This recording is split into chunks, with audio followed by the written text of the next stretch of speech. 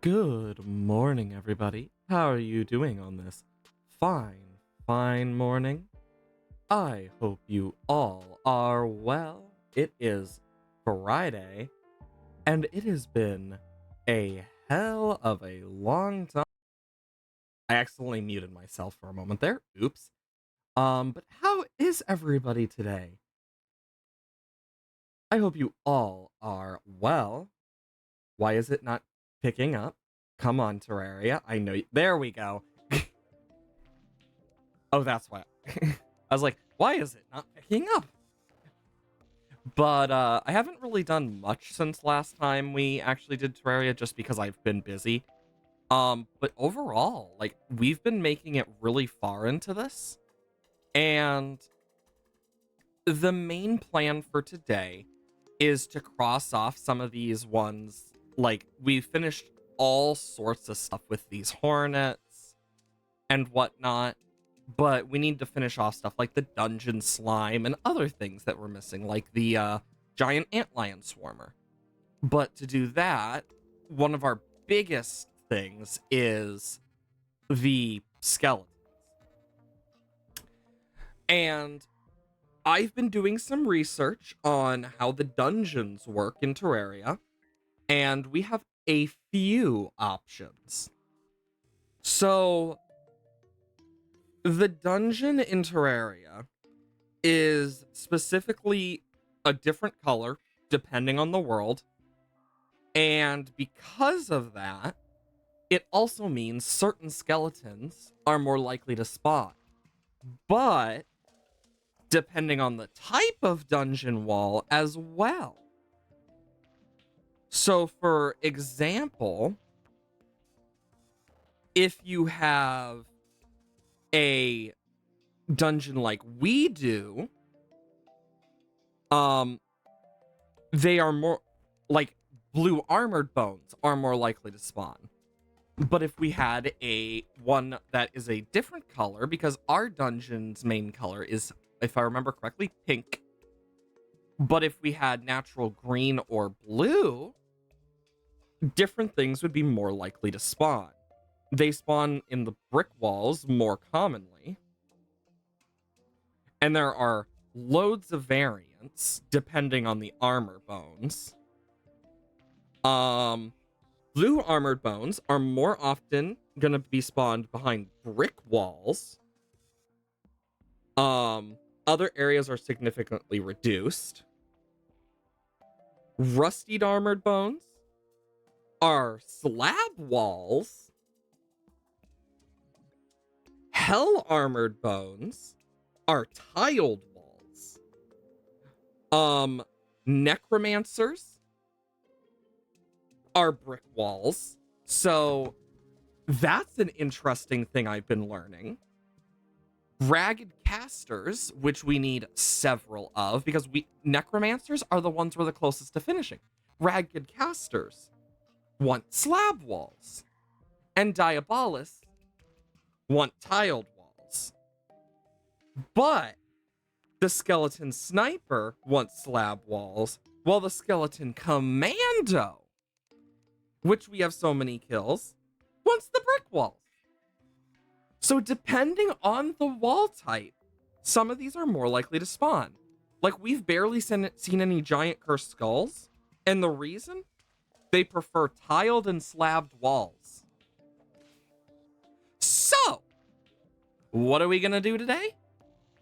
Well, we are gonna have a bit of fun because we have pink brick, we have all these wall types, and the plan here is to mix in some cursed versions of each of these. So we'll need some of these. We're gonna get 100 of each type. Is the main plan. But then we're gonna have to curse the walls. If I remember correctly, do we have any extra in the brick? Yes, green. Pink. Do I not have any blue? I'm guessing green goes to blue. Nope, it goes to pink. So pink goes to blue. I'm gonna need like quite a lot of blue. So I'm just gonna do that. And then what we'll do, we'll get 100 green of both types.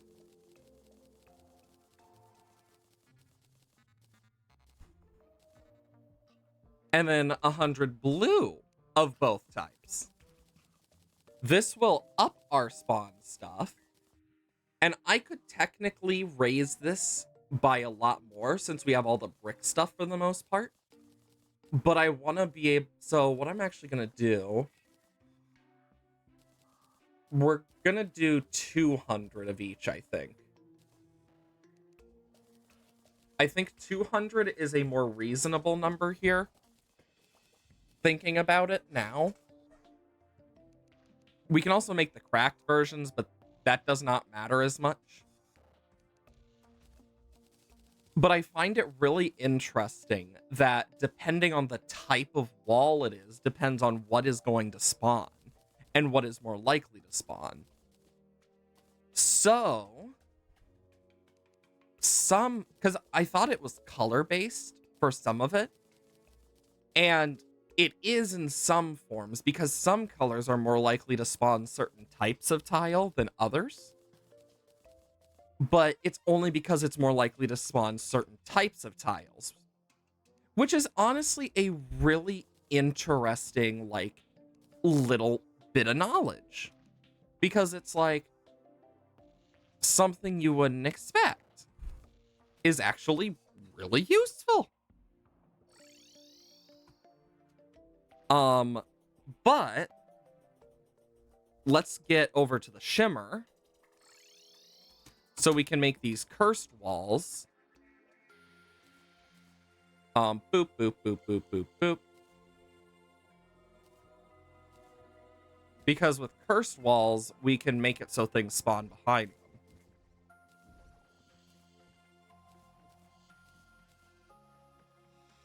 Perfect.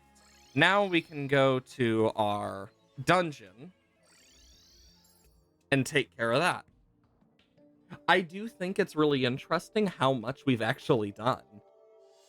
We also need a few, like, we have some random, like, ones that we need to finish, but, like, overall, I really never expected to learn so much about, like, this type of stuff.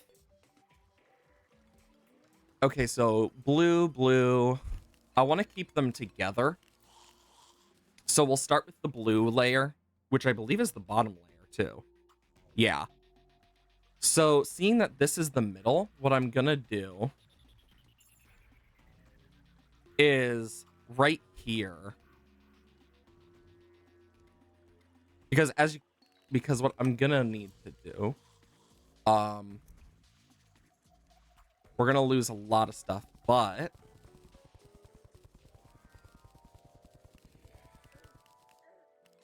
oh god, I'm going to this. Ah, shit. I'm going to our farming one just because it will protect us more.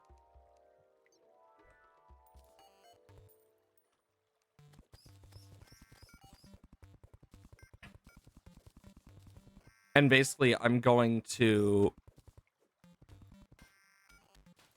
see how much I can grab. So that's 130.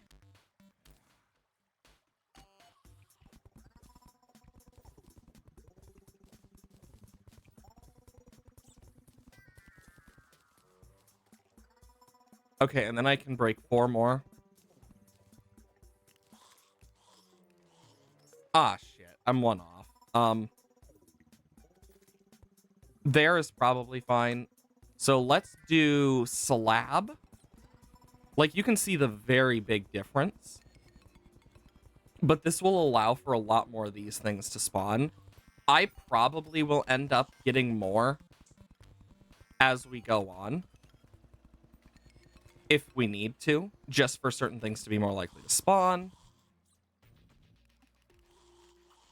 And actually, I'm gonna grab the slab version of each type.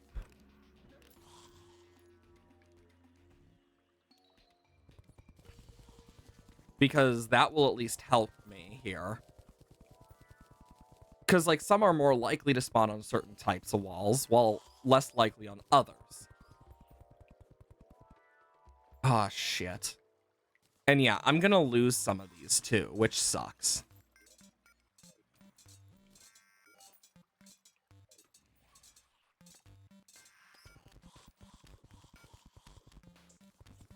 Okay, and then I do this. Hello, skeleton merchant. So this is green. 1, 2, 3, 4, 5, 6, 7, 8. And then I can do this.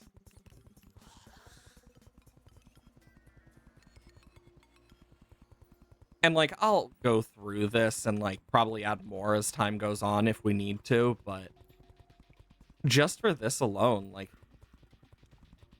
we're making such good progress.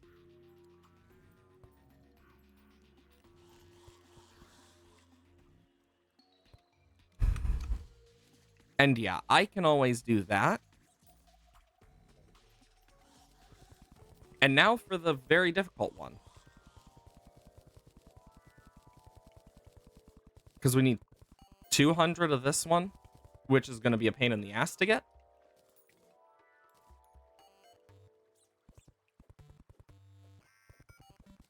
Okay. Because I want to make sure that we get as much as we can. Because having it like a wall instead of like the full thing will help us here. We'll just do this. And we'll get the dungeon music back as soon as I put all of this back. But oh my god, you can see the real difference in the top, like when they're in big clumps like this. It just shows how much of a difference it makes.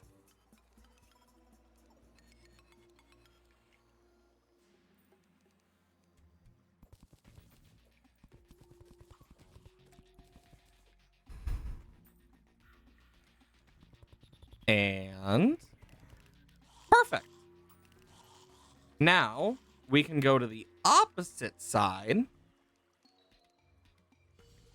And we'll start from the bottom. And we need 200.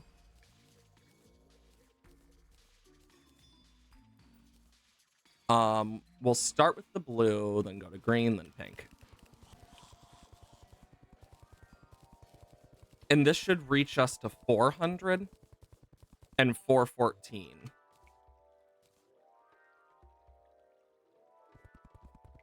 Because I need to keep in mind those. Okay.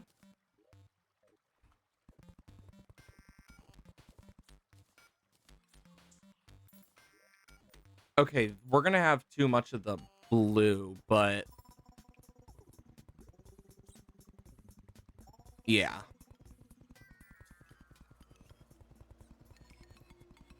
Oh shit, we got a pocket mirror. I didn't even notice till just now. This is the part I really do love about this challenge, though, is you gotta think smart with some of this stuff.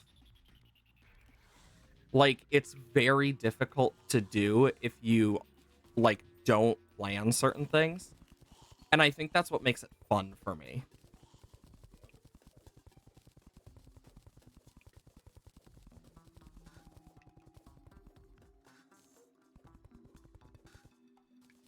Okay, and then I want to pick this stuff up. Okay, we need 98 in total. Oh, wait, that's going to be too much. Yeah, by 8. I mean, even then.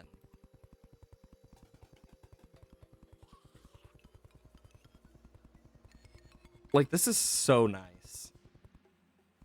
I actually love the difference between it.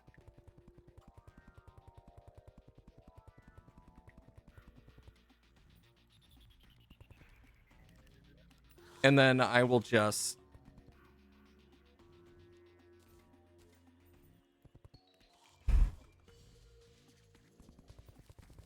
And now we need to get to 414. This will be a hard one. Just for the sake of, like, how difficult it is to, like, accurately. I'm gonna do this.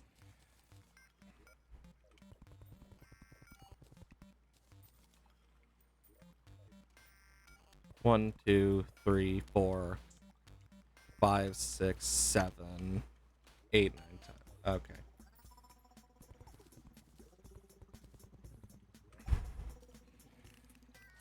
Oops, bit too much there.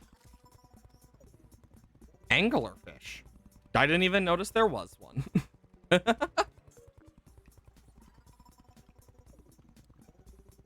Yeah, hopefully this tile will help get the last bits we need.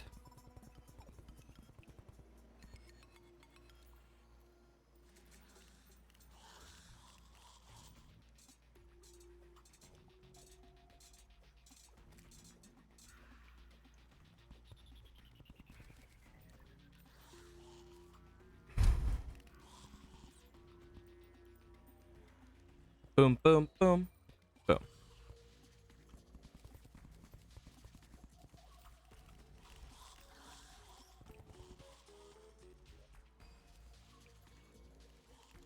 There's going to be a little unspawnable space here, but I don't care enough. Okay, so now...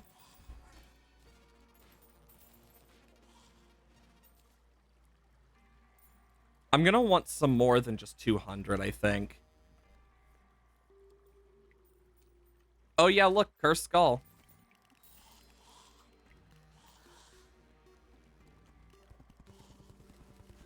So here's what I'm going to do. I'm going to mine up all these walls, and I'm, like, not... So I'm going to need, from here, I want my Necromantic Scroll and Papyrus Scarab, right? Yes. I'll put them in here, add them. My builder loadout's on, so this should allow me to just really grind through this. And the brick versions, I will turn into their normal versions, and then I will half and half it.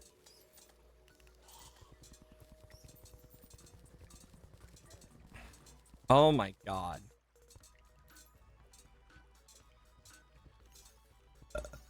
Okay.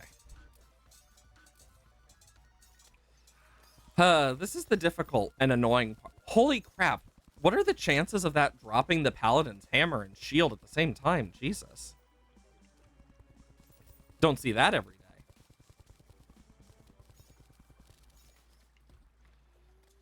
I think as much as I don't want to do it, I'm going to have to do this, and I'm just going to have to replace. But, yeah.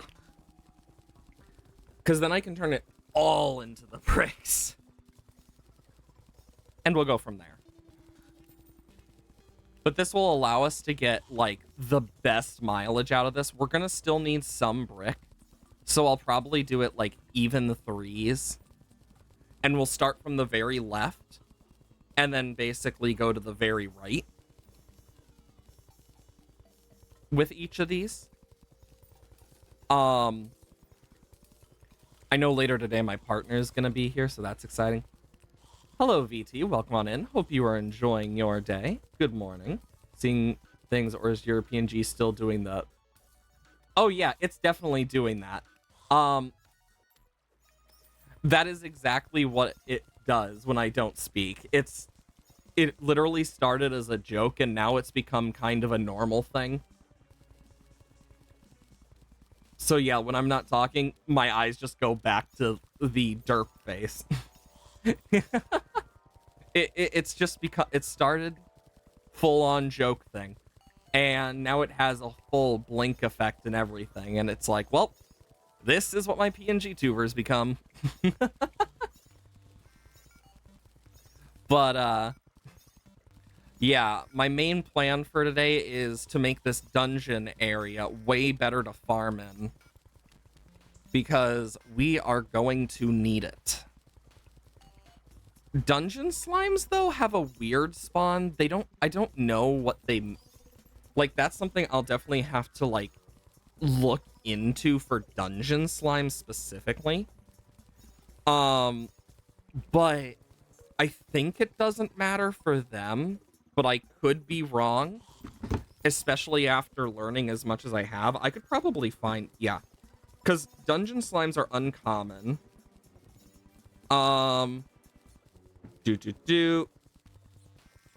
Slime variant spawns in dungeons.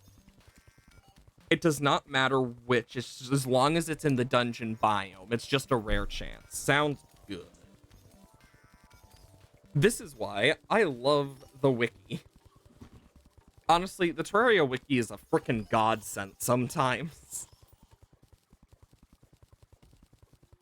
Yeah, I've been making artificial green and blue dungeons because certain things are more likely to spawn depending on not only the tile type, but the color of the dungeon stuff, weirdly enough.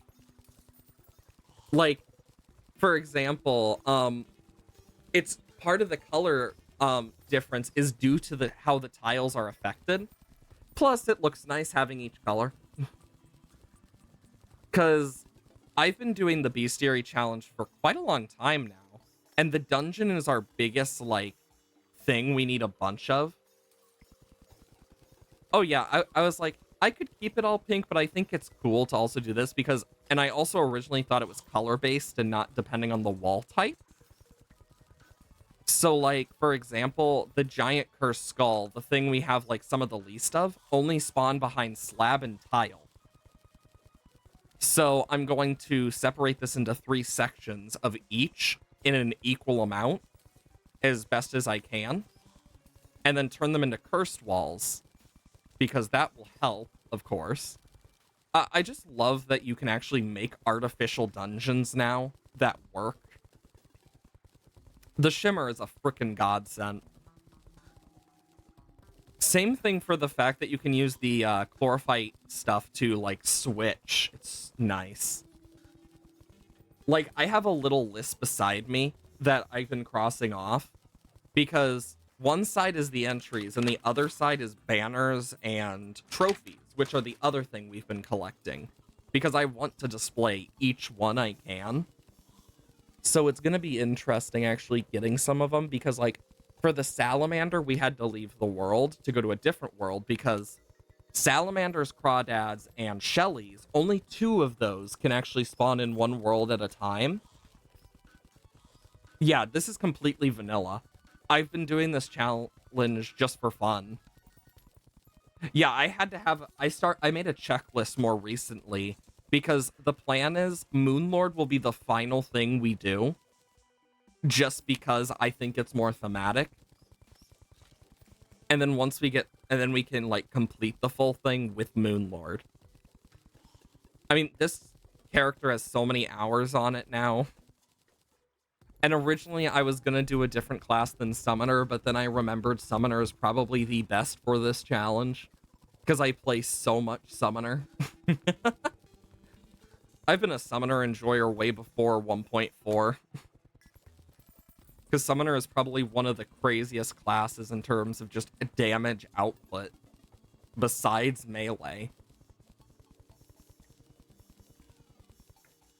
Hello, Skeleton Merchant. I so wish the Shadow Candle worked on the Skeleton Merchant. So all possible still available pets, I've unintentionally been doing, like, really well with that, so I've actually thought about doing that. Like, it is funny how because the main thing for this was just the Bestiary, but then I started collecting the banners and the trophies. But knowing that we're going to be able to, like, use different stuff with pets and animals, I've also thought about adding those to the list until I remembered, oh dear God, the hell for every single gold thing would be painful. So I'm like, I don't think I want to collect every animal anymore. I have spent so long.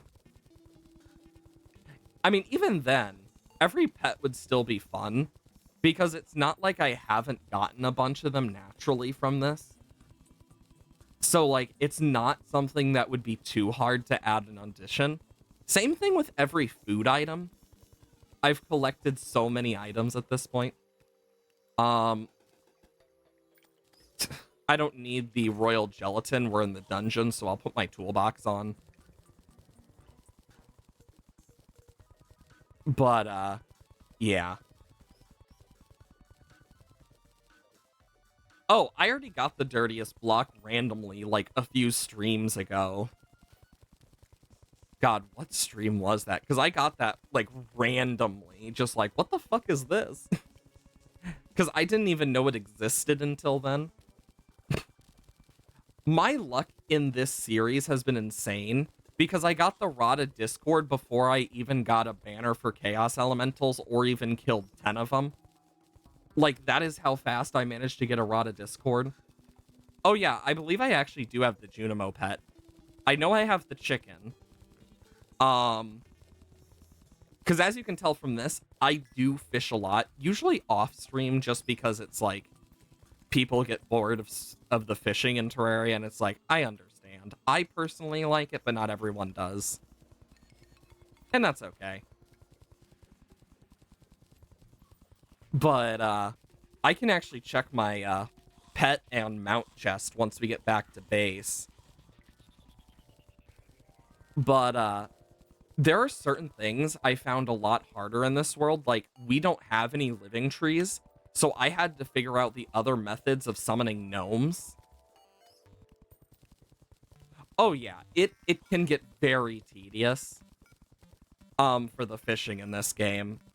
I mean, just the over 1,200 hours alone on Steam, and that's not counting Tmod Loader, offline, PS4, mobile.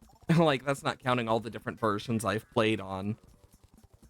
Like, it's one of those things where if I knew the amount of hours I've played on each device, I would probably be so disgusted I would have to talk to, like, a therapist just to say, look, I have an issue. I'm addicted. Like, this trumps the overall, like, second highest game I've played, I believe, which would be Binding of Isaac with almost 600 hours, if not over. So, like, Terraria has definitely sucked up a lot of my time. But I always have enjoyed it. It's a great game.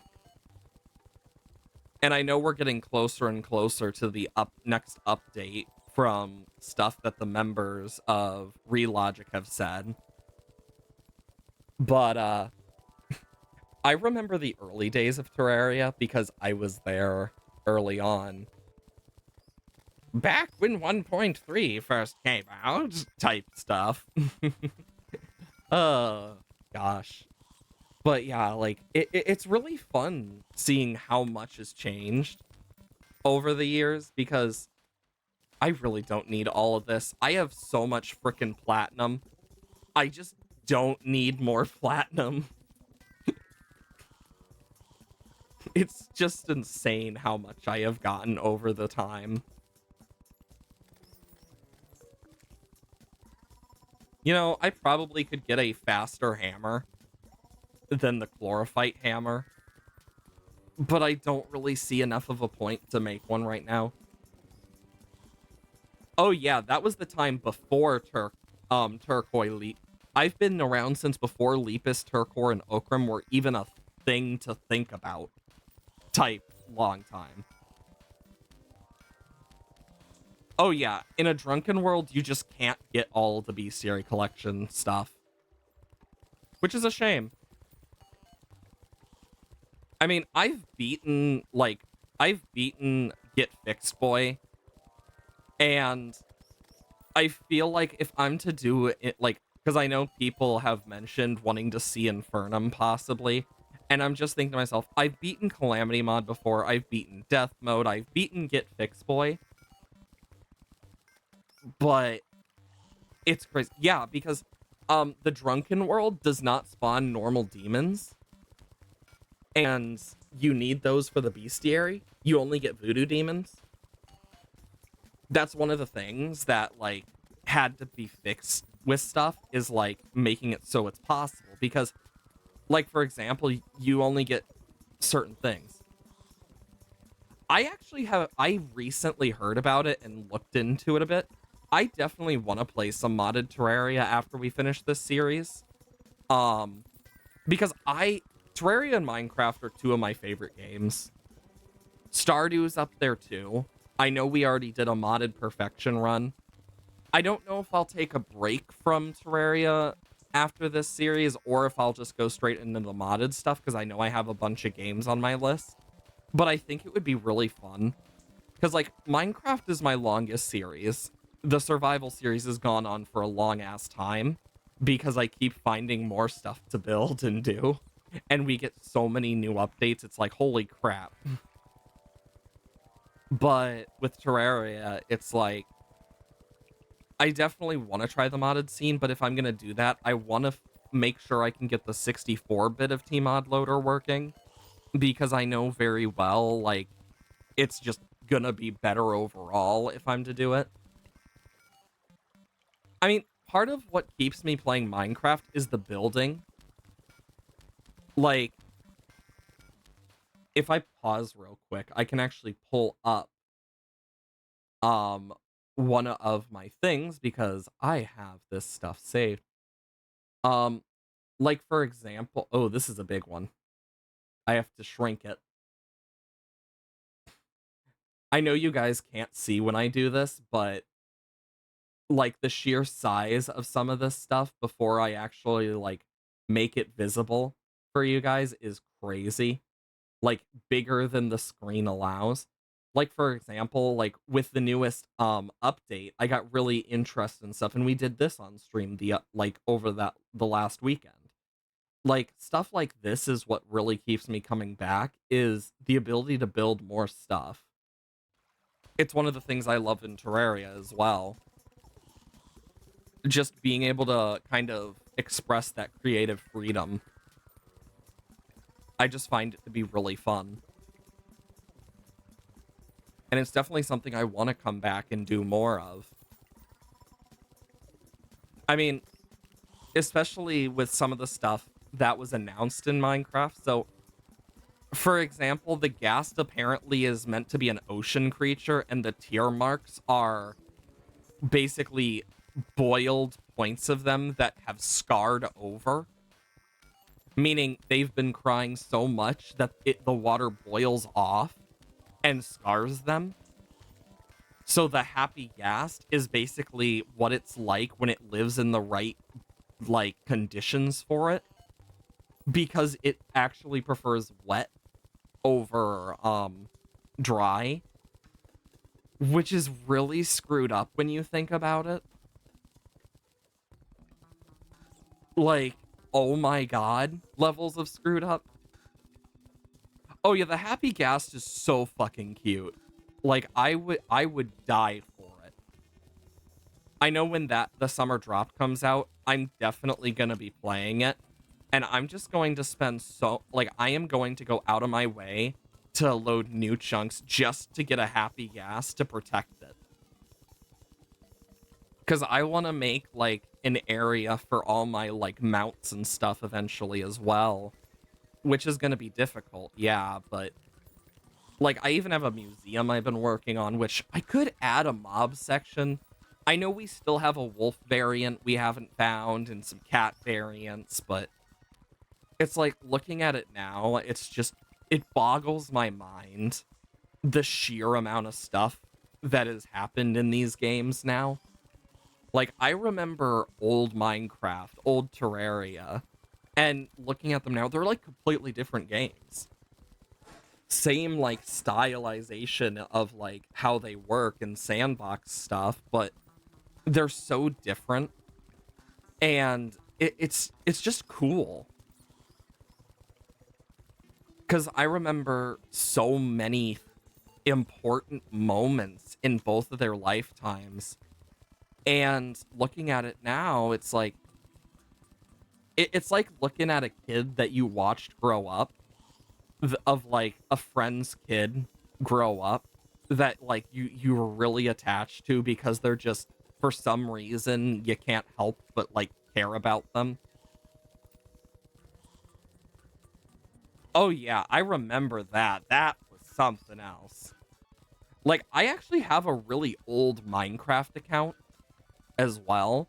Like, the only reason my name isn't the original name is because I changed it to my Sona's name, because I decided to stick with Kaya's Rocco more than what it used to be called of Firefly Rotundo.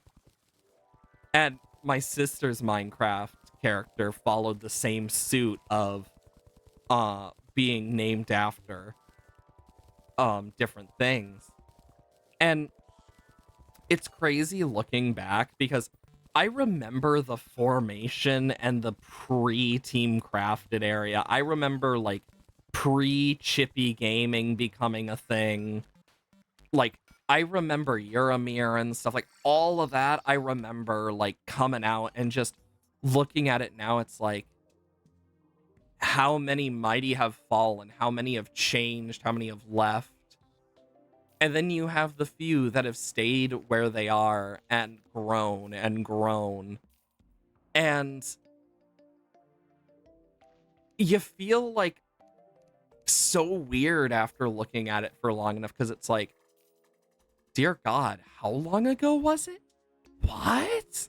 Like, that's how it feels. And honestly, I'm glad. It's fun. It's stuff I find interesting. So let's turn all of these. Too bad your laptop can't run Minecraft. It's pretty old. Oh yeah, it is a strangely painful realization. I used to stream on my old HP laptop, but then I finally got a PC, and now I can actually stream normally. I know, crazy. This is gonna be a very big one for us. Like, because I remember my early streams, it doesn't feel like it's been over a year, despite being over a year. And I think that says a lot about how long I've been streaming now. I never expected any of this. You did that too until family did a thing? That's fair. I know for me, it's like, I'm thankful I have a family that is like, cool, you have a new hobby. Anyways. Though they still get on me about stuff because I do graphic design as a job, basically. As like an independent contractor who mainly helps with certain things. As like it's weird, but of course, when you're doing artwork and stuff for people, you're gonna get the same old, oh, that's not a job type stuff, and it gets so annoying. Just me doing this. Now I can turn this into the brick wall. Okay, so if I split this into 3, so I need to figure out each of these. So 854 divided by 3. Okay. So no matter what happens, I'm gonna have to do this like differently, because there's gonna be remainders. So we're gonna need 285 type I'll probably lower certain stuff, so like 284. Um, let's get this to, oh fuck.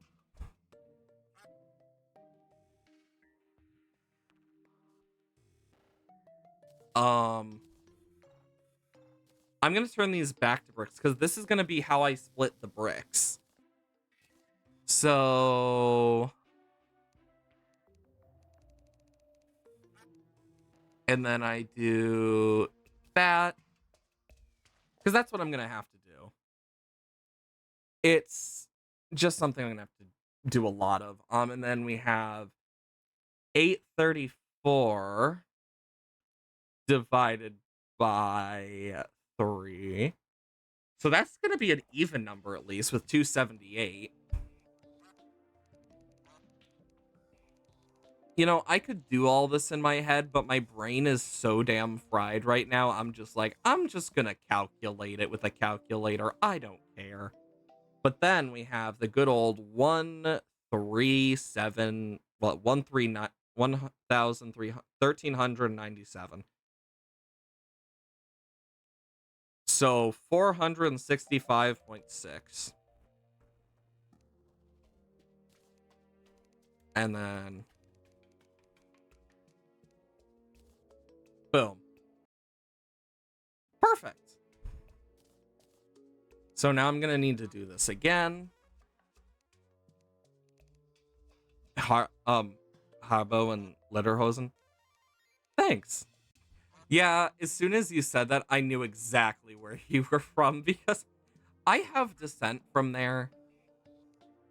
I know my mom speaks better German than I ever could because she actually took classes. But God, I definitely want to learn more again. I used to speak Arabic, but I've lost a lot of that ability over time. Guten Tag. Yes. There we go. Okay. So how we're gonna do this? We are gonna take these bit by bit. The one with the least amount, so this one, will be for the non-tiled. So just for the brick. So we're gonna start with tiled. Pink tiled. I am so glad that I learned this stuff. And then green tiled. Yeah, I remember, God, it was how many years ago now? Jeez. I remember when I first learned about that type of stuff, with like just different countries overall when I was young lad. And just most of my intrigue came from the fact of just, I want to learn more about their cultures now. And I know that's probably the weirdest thing for a kid to say, but that's just how I always have been. And now you have me here like, ooh, interesting thing. Gets completely distracted. Which honestly is pretty accurate for me. Then I can do this. And then boop, boop, boop. And we can do slab. This is the very annoyingly long part of this whole process is slab. I will say there are some countries I want to visit in the future, and Germany is definitely one of them. Because I know my grandma's been getting on us about wanting to visit different places with us, because her and my grandpa, before my grandpa passed, really loved just visiting places. And they've always wanted to take me into a bunch of places. Yes, I do, and I do start speaking like a waterfall when I get invested in stuff.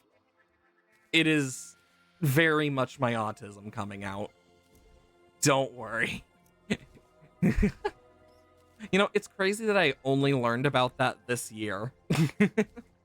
Like, I wish I was kidding you. I only learned about, like, that existing for me this year. I have been very, like, I've learned a lot of stuff about myself. Oh yeah, same here. I found out that they've known for a long time and I just never was told. So it was really awkward conversation with my parents. And then finding out that my parents didn't know completely either. So it became even more awkward until I realized the time that they diagnosed it, and I was like, oh wait, that makes more sense. Yeah, that makes sense why they wouldn't focus on that first when I had way worse things going on. Just be that way sometimes.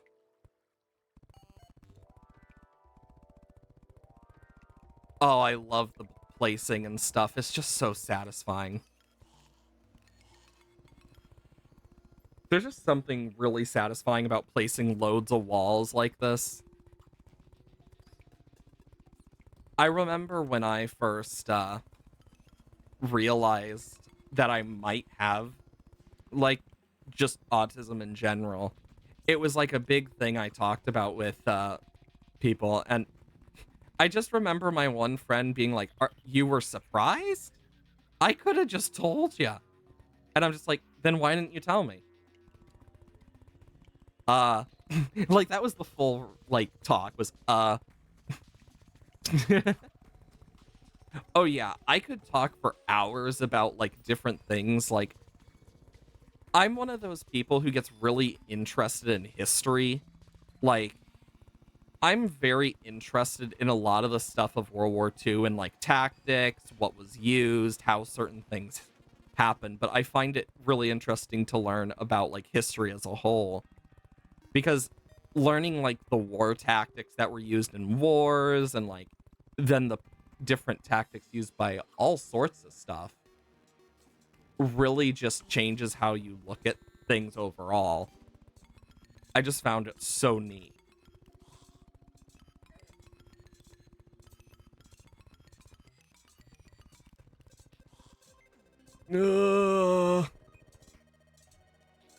I'm gonna switch to this, and we'll switch back to the brick if we need to. But I remember one of the things I found the most interesting when I first learned about it was, like, I've been interested in psychology as well for a long time. So that's one of those things that I could talk for hours about. Like, I know I don't know everything about that stuff, and I think that's what's fun, is learning new things about random things. Because one moment it's like, oh yeah, there's insert thing, but what about if insert other thing happened? Because the amount of, like, speculation that comes with history as well is also just really fun. I mean, how many times have we speculated things could have happened differently depending on many different factors? I mean, one of the things I keep as in memory with my one history teacher is the line that history doesn't repeat itself, it rhymes, because it really just rhymes. It'll do some of the same things, but different people. So it rhymes those moments back and forth. Which is cool to think about.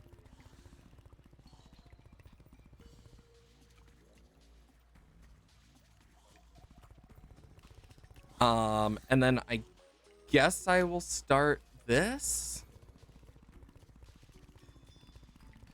I really didn't think we'd be using so much of this, but we are. So. But then again, a lot of the pink stuff also is from a mixture of places. Ooh, a Shadow Beam Staff. How fancy. Diabolist. Got destroyed. You could say it was diabolical. Sorry. I actually have less issues with math. I'm like really good with math overall. Like I inherited that from my dad. I'm really good at math. I'm really good with like certain things. But when it comes to like mental self-control of like, okay, you need to take a break. This is getting too perfectionist. My brain's like, but it's not yet. It needs more perfection. It could be better. Like that is how I like overall work. I am a great example of just, okay, grandma, take a break. uh but I know for me, playing games, for example, like I started doing this because of my therapist recommended I try a new hobby that takes my theater and choir experience and uses it in a different way. And here I am now being a nerd on the internet, like for over a year now, somehow made affiliate and somehow is interesting enough to enough people to be in that area. That's one of the things I find really fun is just how much it's really changed my expectations of like what I can actually do. You're bad with math but can speak German very well. Your brain is more language oriented, chance of inheriting it from your father while having a knack for repairing stuff. Nice. Like when it comes to repairing stuff, it really depends for me. Like my room to some people looks chaotic. Like I have an entire stack of like giant Tupperwares with like different things inside them, but it's all sorted by like certain things related to these items. So like I actually have a very sorted room. It just doesn't look that way to anyone else who doesn't understand my mind. Like I have a TV in my room that I was given a long time ago and I just never got rid of, so I just use it. It's a small TV, but I don't use it often. I'll use it here and there, but I just not often. Please see. Nice. Coordinated chaos. Exactly. I mean, if I look at my closet, which I leave open, I have all my stuff sorted. So I have my hoodies and jackets in one area. Then I have in the middle all my suit stuff, all my nice stuff. Then I have my Hawaiian shirts and other shirts. On the bottom, I have my bags, my cosplay stuff. My cosplay stuff sits near my hoodies and stuff as well. And then I have a shelf with plushies. So you see like a Kyogre up there, an Eevee, a pink fox squishmallow, a little angry dragon. And then I have like a bunch of like other stuff on the top shelf. Like and then I can look to my left and look at like one of the shelves in my room, and it's like I have a playbill from Les Miserables, and then I have two plastic swords that I actually like tied up to the bottom of it to outline my Sword and Shield thing I got for pre-ordering Sword and Shield as Pokemon games. Because I had done that. And then I have like a Christmas tree that's blue that I just never took down. I got a paper mache turtle named Bob. Actually, I think its name used to be Jerry, but then I gave it the name Bob. It was gifted to me by my teacher. I also used to have a giant fork in my room, but the giant cardboard fork broke, and I was like, oh. I also have a few other things, like, does anybody remember those Minecraft toys where, like, you could put your skin on a Minecraft toy? I have those of my original skin and two other skins I created that I was gifted. I have a picture from one of the plays I was in. I have a Lord of the Rings glass goblet that actually lights up if I put batteries in it. Those are really rare even now, and it's like, I forgot I had it. Enough, or at least how you'd imagine it. Oh yeah, for me, I keep my closet very, like, specific. Because I care about how my stuff looks a lot. So I'll spend long time just in general decorating. And like, my bed is probably the messiest in my room just because I forgot to make my covers this morning because I got so distracted by, oh shit, I forgot to do the laundry. Like, I know I had to go through my dresser in the last few months just to like go through and be like, this is too small. This is something my mom wants to put into a quilt because it's from a school thing. This I'm gonna donate. This is something that has personal meaning. This fits. This doesn't. Like, I went through so much. I also realized how many pairs of shorts I have compared to pants. I mainly have shorts. I am a short guy. They're comfy and easy to wear. But, yeah. Ouch. A succulent pulp. Well, at least I wasn't a, like, juicy pulp. It was succulent. A really good succulent pulp. I mean, my closet has to be sorted if I stayed in it for as long as I did. You know, I actually have a really fucked up story related to how I came out to my parents. It was because I got suspended from school in middle school a long time ago. Because I sent some pretty gay shit to a friend. And I got in trouble for it. And because of that, I got suspended because it was a very private Christian Catholic school. So it was like, oh God. But yeah, so like unintentionally had to come out to my parents because of that. I'm thankful I have accepting parents, but it was a very awful time. Would not recommend.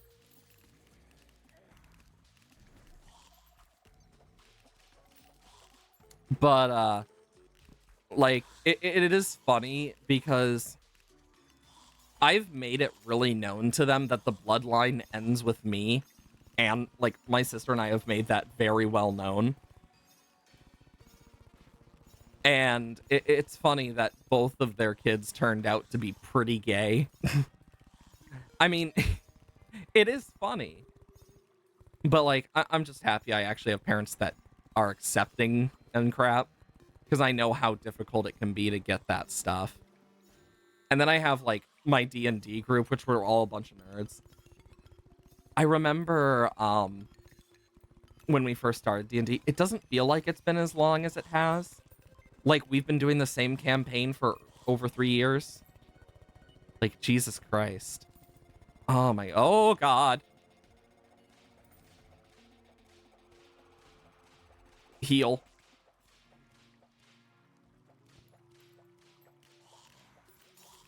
Holy crap. Oh my God. What was I talking about? Oh, ads should be going off about now. Because I started just a tiny bit earlier, so they should be going off about now. And then I will say hi to Zion. Paladin.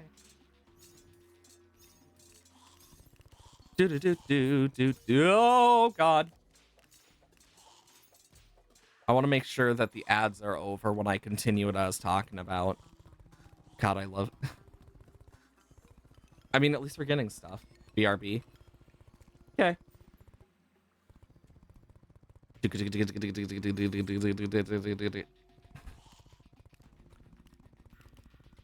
Okay. I will say, whenever ads come up, it's like a weirdly weird time where I just take a moment to breathe if I notice it. Which, honestly, it's good because then I get to make sure everyone's here for when I talk about cool stuff. Because I don't like when people miss out. I feel bad then. Because I know the ad length at max and whatnot.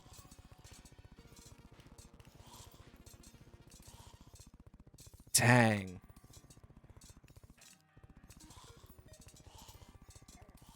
Ads aren't playing right now. They show for you at least they aren't, but For others, it is playing because of how I have them set up. Shit. Because the ads can play anywhere from 30 seconds all the way to like 3 minutes, 30 seconds. Because that's how it works. So like once it hits 3 minutes, because the extra 30 seconds is less likely, but can happen. And I always make sure to kind of wait for like kind of that end point, just so everyone's here and on the same page. It's one of those things that's always good.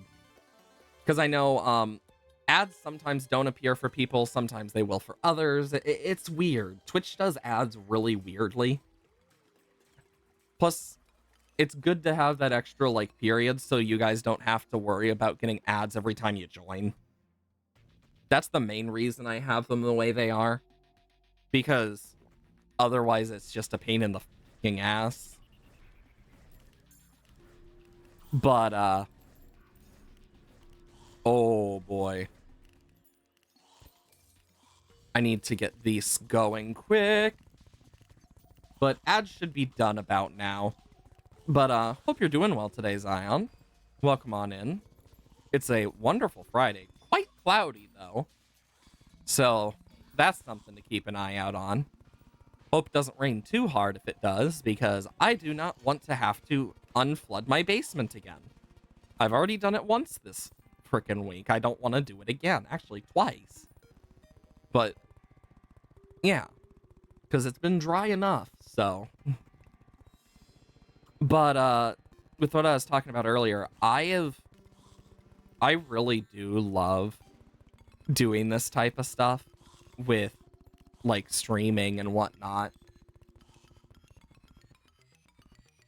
How long? I usually stream about 4 hours. Sometimes more, sometimes a little bit less, depending on stuff. But I usually stream about 4 hours. Oh, don't worry. I know what it's like to do errands. Because, like, I'm always doing all sorts of crap, it feels like. I can get rid of all of these. I don't need this, that. Started Minecraft Realm because you bought a Minecraft on your phones and it's like $1. Nice. Yeah, I know Minecraft Realms depend on the place, but one of the things I personally am excited for is one of my close friends is doing a Minecraft server modded with friends, and I've been teaching him a bit about actual like using different blocks. Oh yeah, I should be streaming unless my internet gets cut out by a storm, because it happens when you live rural. It's just life. But yeah, I should still be here. Okay, what was I doing again? Oh yeah. My brain just went, okay, let's see. Anything I can cross off? Ooh, perfect! We can cross off one necromancer. That is Necromancer 305. Done. Perfect. Then we have Ragged Casters, Giant Cursed Skull, Diabolists, each of the Rusty and Hell Armored Bones. We are getting closer with those. Skeleton Commando's done, Tactical and Sniper getting close. Perfect. Honestly, yes. Because it has rained so much in the past, like, 2 weeks. Like, my basement is already flooding and stuff. Because you're the only builder in the friend group. I am the one in the friend group that always gets my friends like, how the fuck are you building this stuff? And it's like, practice? Like, practice and understanding of, like, basic art methods? I don't think it's that hard. But apparently it is for some people. And I'm just here like, I guess I can teach you. But, it's funny. I'll spend so long on that stuff. Just building, redstone, etc. So it's not like abnormal for me to truly do some of that. It's really gotten me to try a bunch of stuff with Minecraft. I know my friends see me as the better builder and redstoner, but it's like, I'm not that good. I just know what I'm doing. That's the difference.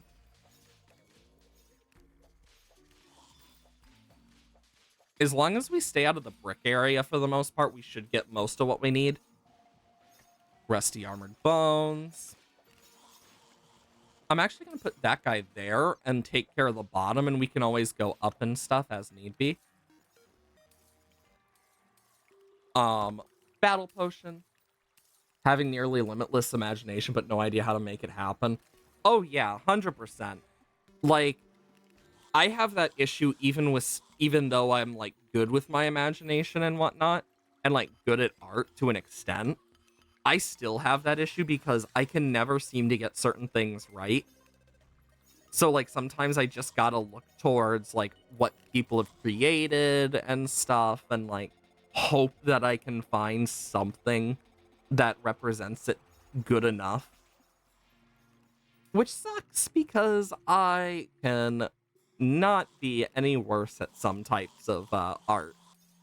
Like, when it comes to physical art, I can just, from my head, go boom, boom, boom, done.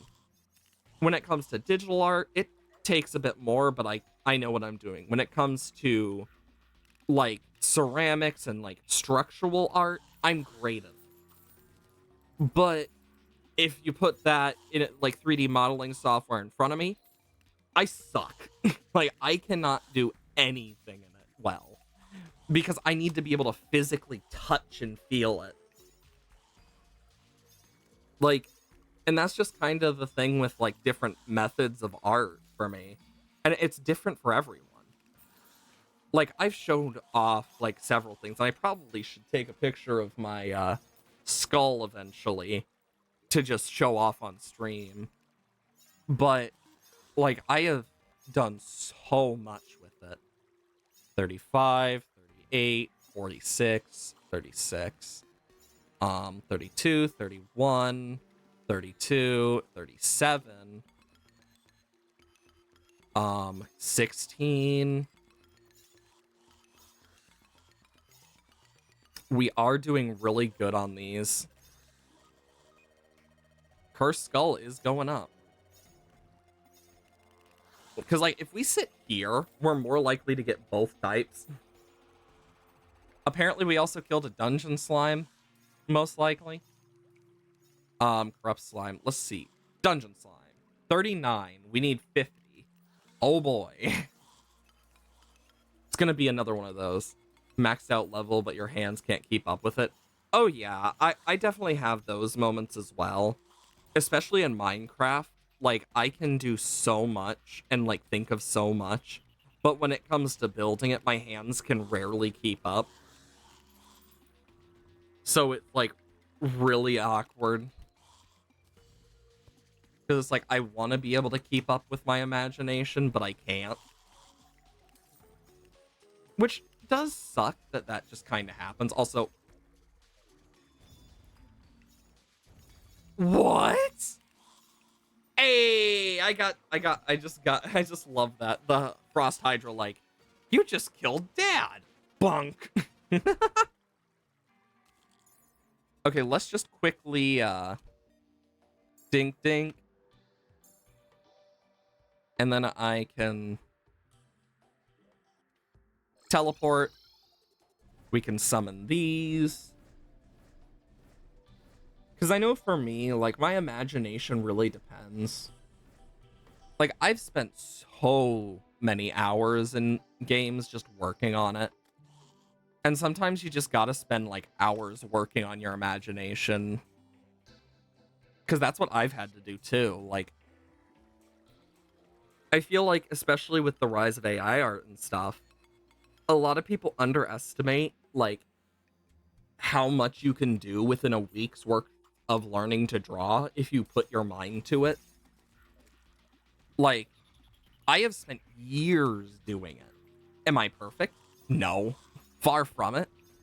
but I've learned a lot of tips and stuff that just makes it easier for me. And it doesn't make me any less of an artist. Art is less about like the final product and more about the actual process. I'm guessing you disassembled your Xbox because part of it wasn't working due to the SSD. It's just a guess. Oh my gosh. Gonna have a lot of stuff on this bottom floor. Like, I do find it funny. Like, I'll sometimes guess things for people because they're just like, I'll let you guess. And I know some people get worried that I'm going to like guess it, and it's like, I'm not good at guessing, and then I unintentionally guess it.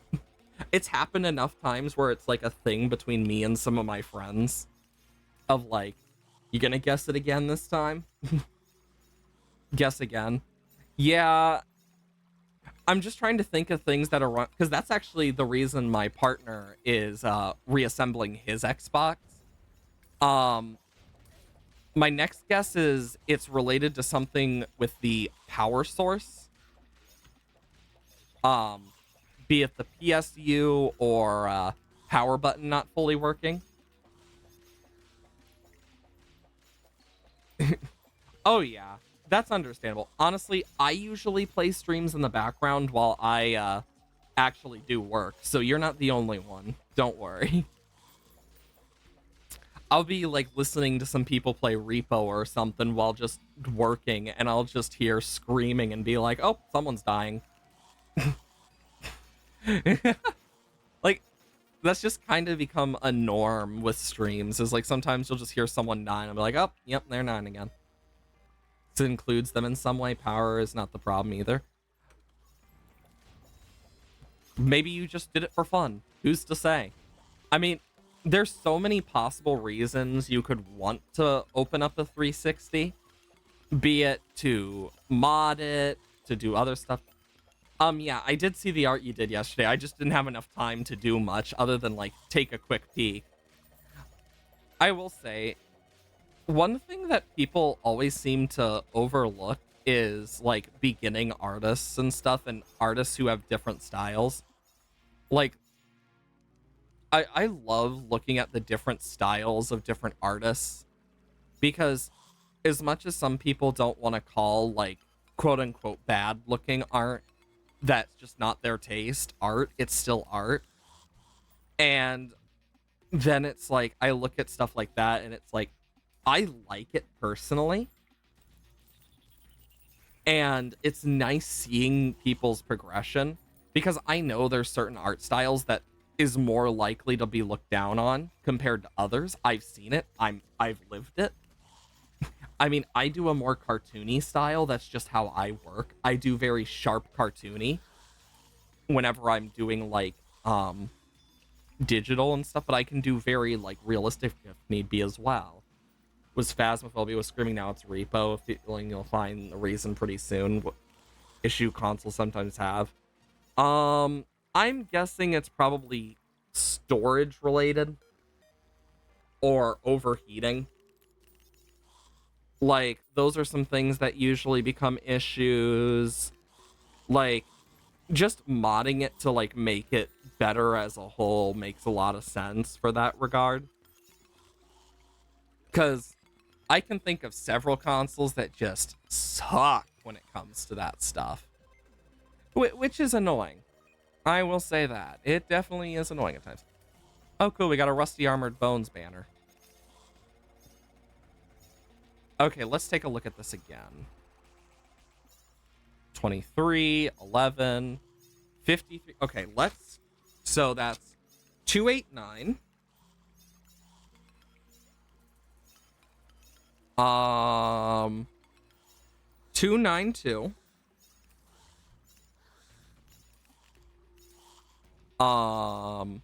297. 298.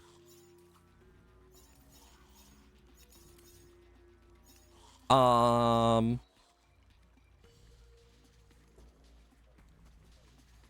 Perfect. What do you usually do to mitigate the problem? Usually what I'll do is add storage. When it comes to storage, I usually like add more storage through like SD cards or like just drives. Like for example, with my computer, like I just have like backup hard drives and whatnot for my laptop specifically that I hold a bunch of art in, but I also have like stuff to switch it on to like actual like old CD platform stuff if need be as well. Sometimes even clearing it out. Oh, the heat. Yeah, my guess is probably then a fan, just so it like helps cool it down. Just implementing cooling system stuff that makes it overall better.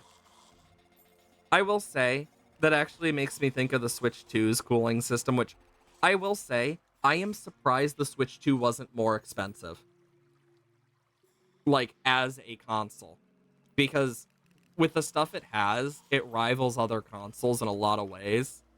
And you would think it would be around that $500 to $600 mark, but I really expected it to be more.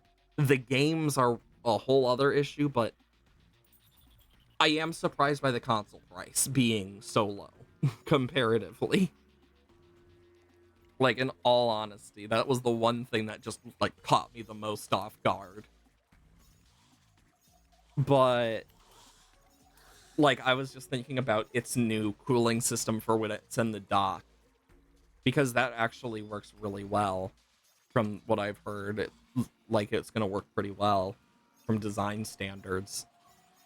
Um but it's interesting looking at it now, just thinking, oh yeah, there's a bunch of stuff we could do with like better like cooling in different systems. Like my PC I have now cools really well because of how I have it. Ah, the old thermal paste. Yeah, sometimes you just gotta do that. Like, it's always good to wipe out old thermal paste, replace it, make sure you clean out your computer every few months and stuff, too, or console if you can.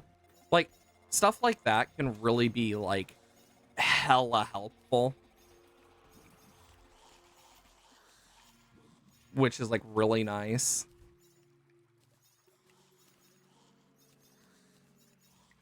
I just felt my ears pop. That's not a good sign. Last time my ears popped middle of stream, it was right before something really crazy happened in terms of the storm.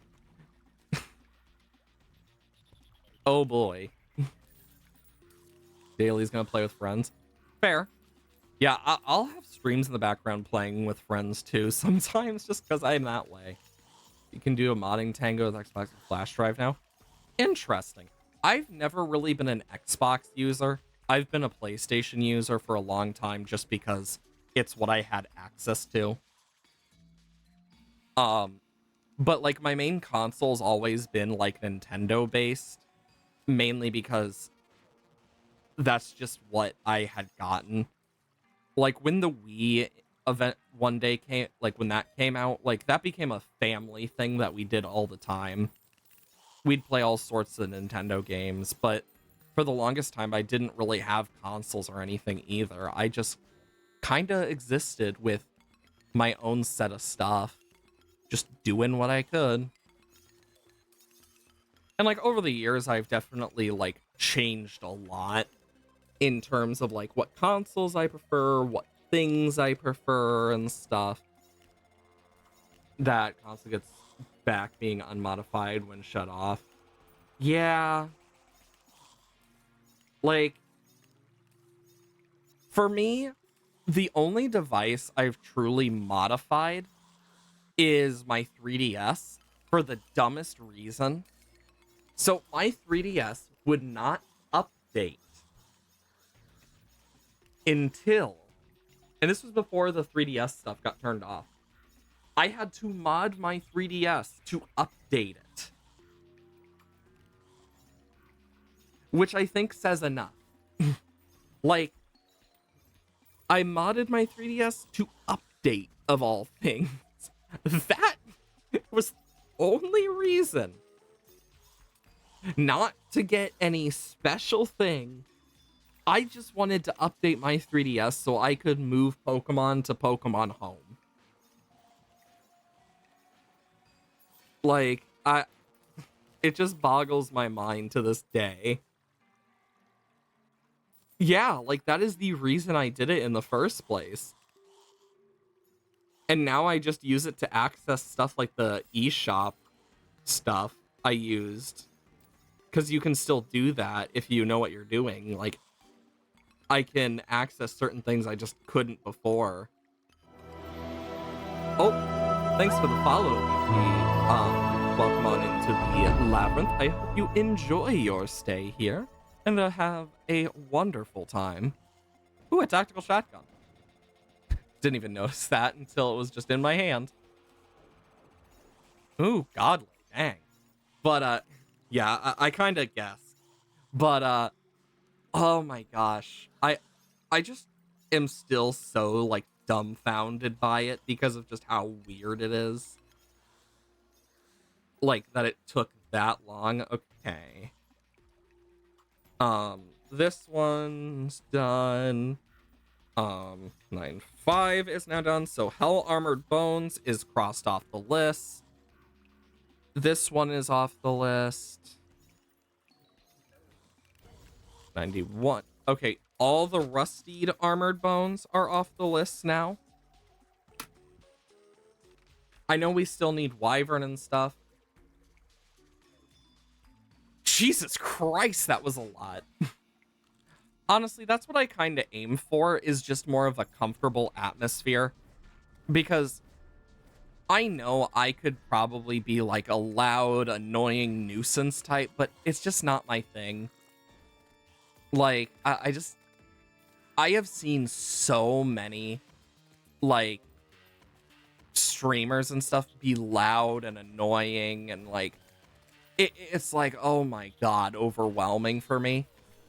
So it's just nice to be more of a calming one overall. Have I lost lots of money? In terms of streaming, it's never really been money for me.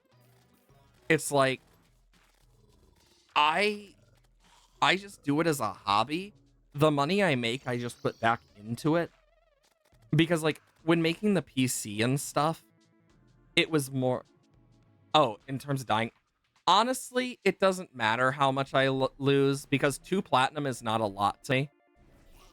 Like, I have over 200, almost 300 in my piggy bank. So I really couldn't care less if I lose money in this. I just have so much platinum that there's just no point. Like, losing money in Terraria at this point for me does not matter. Like, I honestly look at it now just like, cool, I died. Adds to the death counter. Now we just need the special skeleton stuff, which is awesome because that means a lot less to worry about. We're at 40 of those. That's good. And I know we're going to want to stand over here a bit to get the last necromancers. And rusty armored bones.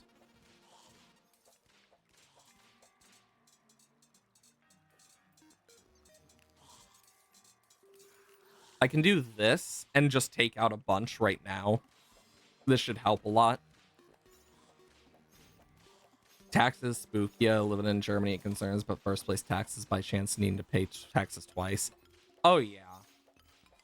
For here, it sucks as well because in America they don't tell you shit.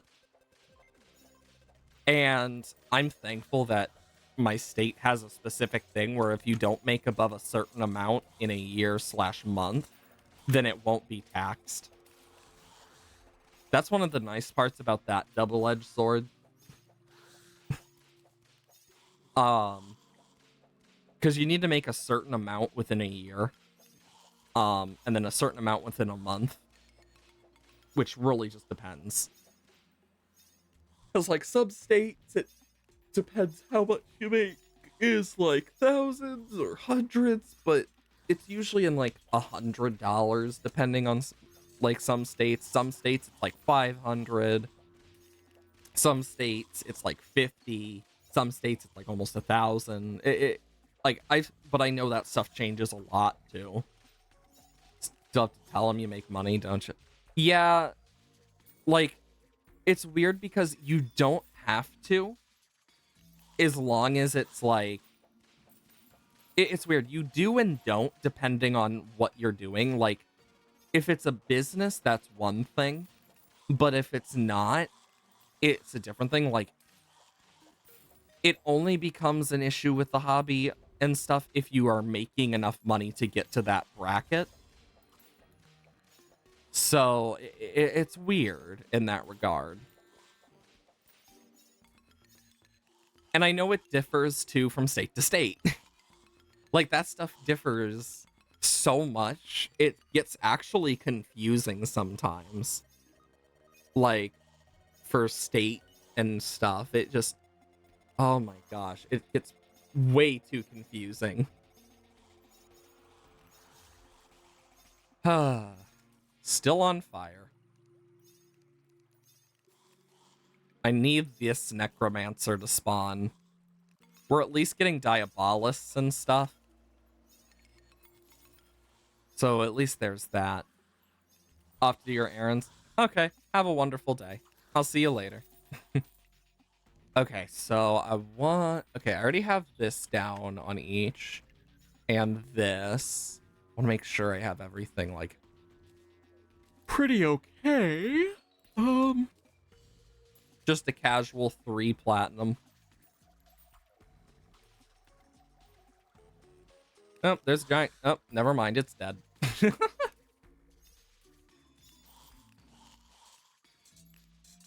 Sometimes the option is just going back and forth enough times.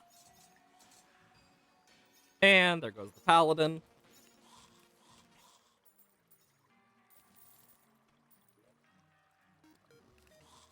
It's crazy to me that, like, I just need to summon, like, just to get the extra spawn rates, it's worth summoning these extra things. I could add some jungle walls, thinking about it. Let's go do that real quick. But first, do do do do do do do do do do do do.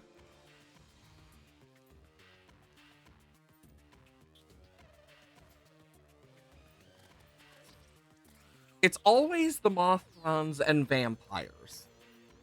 It's always those two.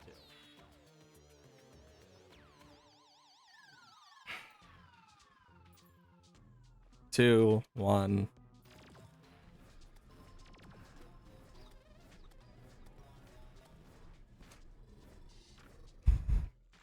And then I want a bunch more lizard bricks. And then I can go here. We can fly. And then I can add some lizard bricks to the bottom, which should help. Because then it will allow us to actually, like, hold it all relatively well and get that bonus.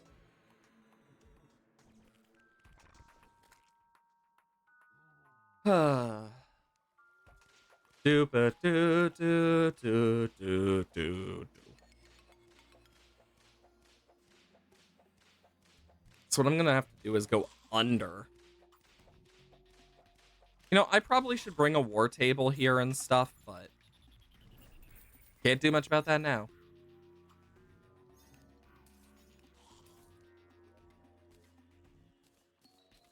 Doot doot.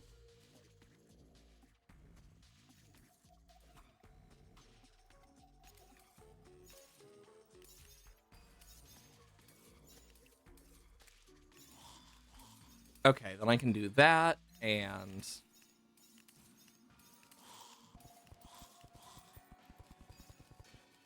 Because if I can get enough of this going, we'll have just outright, like, lizard walls.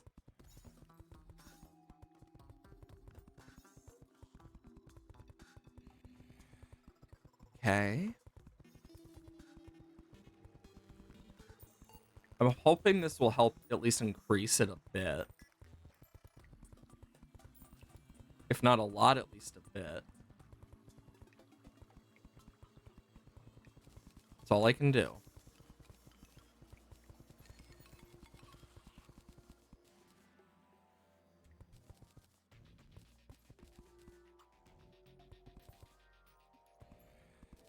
And then I can do this. Slowly go across again. There we go. I will say, I'm hoping that this helps. That's all I can do is hope.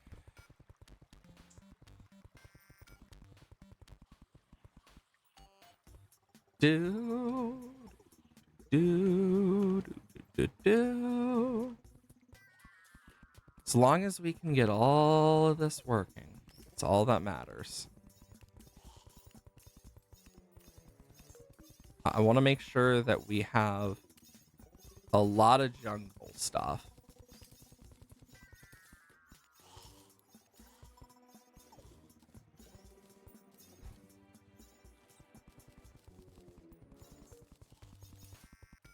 Look at that. Okay. And then Blood Moon, buff.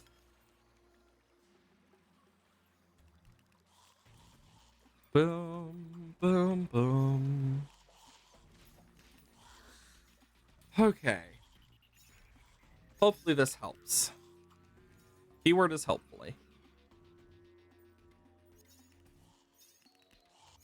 I think what I'm gonna do quickly is just this. Just so they actually fall through. Then I can just slash things down here. Can do a quick check. Gonna go. Good luck with Bestiary grind. Thank you. Yeah, I am just checking these real quick before 14, 10, 9, 20. Yeesh. Yeah, these rarer mobs are gonna suck. But we can do it. Do do do do do do do do do do do. Getting a lot of dark casters though. So there is that. Oh boy.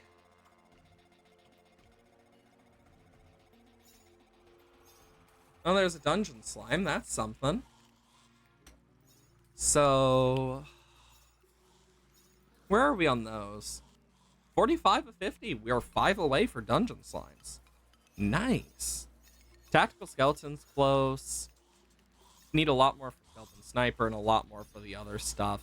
Cursed skull is almost there. At least the giant one is. Because we already got the normal one. Then we can add each of these to their own bit. Got all sorts of stuff. There we go. Do do. Ba-da-da-do. Ba-da-do. Ba-da. Yeah, we just need to hope that those skeletons appear of the certain types we need. And as long as I keep... Like, if I do this, I'm more likely for some of those to appear. I just need to be careful. And be willing to teleport at will. Okay. I'm also going to do this so I don't get absolutely bodied by one of those, preferably. But one of the things I've actually been wanting to do as a challenge is I've been meaning to go through some of my old games and like look at possible challenges to do. And one of the things I thought about doing was doing like a Nuzlocke of Infinite Fusion, or even just in general. Like, I feel like there's a lot of possibilities with that. It just kind of depends. Am I winning? I mean, so far, pretty well I am. We're close with the tactical skeleton. Um, the Diabolists are mid. Same for the Ragged Casters. We're one away from the Necromancers being done. And the Cursed Skulls are doing pretty good as well as the Dungeon Slimes, which only need 5 more. So we've been actually winning pretty well with this. And then once we get the last Necromancer, I'm going to be moving to the other side because that's the better option here for the other stuff. I also learned a lot about how the Terraria stuff works with the walls.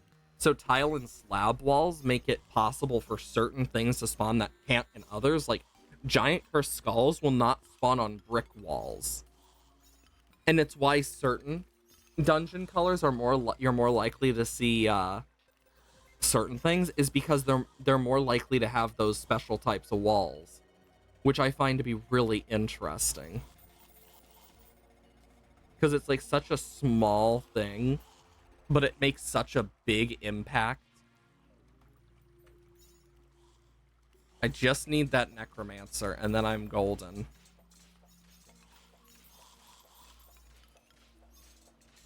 Do.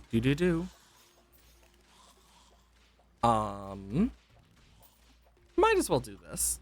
Prefer not to die. Another Paladin's Hammer. We actually had a Paladin drop a Paladin's Hammer and Paladin's Shield at the same time. Like, if anything, this has been an interesting start to just this stream overall. And one of the things I am excited about is getting this done.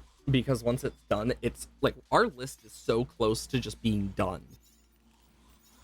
We just need like some trophies, banners, and whatnot. Like this area alone, like you could see the difference in the wall types just barely. Like, see, you can see here is lighter than here, meaning it's actually this and this. Which I find to be so cool that like you'll find certain things depending on your place way differently. It's just neat. Come on, it's just one Necromancer. Because like Necromancers, Ragged Casters, and Diabolis all spawn on a different tile type. So Necromancers will spawn on brick. The Diabolis will spawn on the slab. Tile, and then the slab is what spawns the last one. But being able to see each of them is so useful. Like if I check the dungeon on the wiki, I can see like more exact stuff. But for example, the ones we need, also I need to heal. But like the ones we need are very specific. Dungeon Slime spawns anywhere. Giant Cursed Skull only tiles and slabs. Ragged Casters only spawn behind slab walls.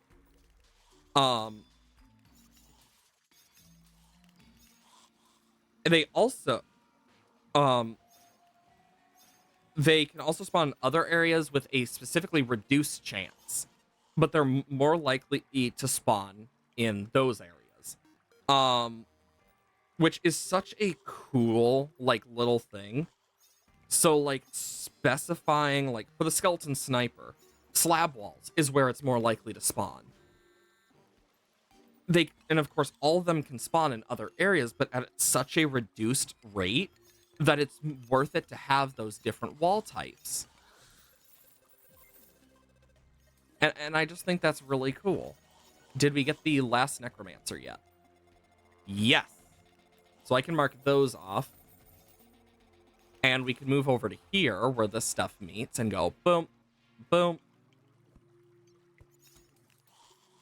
Oh. But like just from this alone, we can see like the Diabolus is more likely to spawn over here. Because it is more likely to be tiled walls. And you can actually see the difference between each of the tiled walls if you look it up. And fun fact, I believe this is the slab version and this is the tiled version for this one. I might have switched them accidentally. Oops. We still need to kill a bunch of the lunatic devotees and cultists because they have banners. But with what we have, skeleton sniper is our lowest. We're close with tactical skeleton. So we need the tile stuff and the slab stuff for the sniper. Which is like, okay, fine. We just need a bunch of the slab stuff. That's easy. We already, this is probably the best place for it. And the giant cursed skull, though, is specifically slabbed or tiled. And depending on the wall type, depends which flags you'll actually find as well. Which is such an interesting thing. Like, certain faction flags can affect that as well that you find in the dungeon. It's just interesting to me. That just, like, such random things make such a big effect in this. Okay, then we'll go over here. Hello, goodbye. Okay, then I can come down here. Ooh, a rifle scope. We've gotten a few of those now. We're getting them more often because we're over here and not by the brick. Which I think says a lot. But as long as we make space for both of them to spawn, we should be good. Oh, there's Diabolus. It's dead. Like, we'll notice that, like, some of these are going to be very different. But we are really hitting it up there. Okay, that's almost done. It's almost done. Where are we with the dungeon slime? Oh, we're 3 away. Like, once the dungeon is done, that's a huge section done, too. Because it was actually, it was our biggest section that we just didn't have. We still need the banners of some of these as well, either way. But we are getting a bunch of these, so that helps. I can put the skeleton commando here. Don't. Tactical skeleton. Well, I'm keeping that, because that's actually one of the ones we needed. So, tactical skeleton, we can mark off our list. I didn't even notice it come up. I mean, I think that just shows how quickly we can get some of these if we're lucky.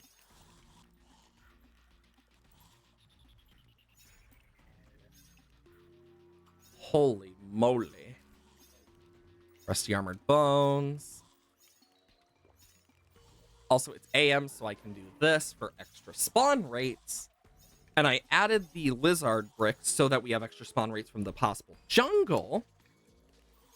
Like, we are going hard with this. And I'm gonna move back and forth quite a bit just because. But, oh my lord.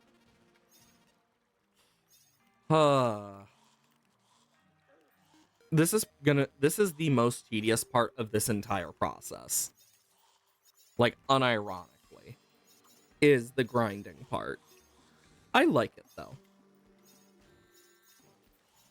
I'm a big fan of the tedious stuff, personally. Makes me very weird, though.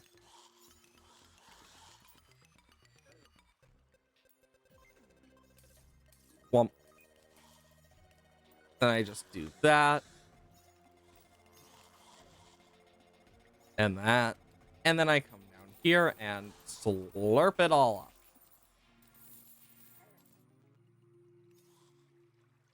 There we go.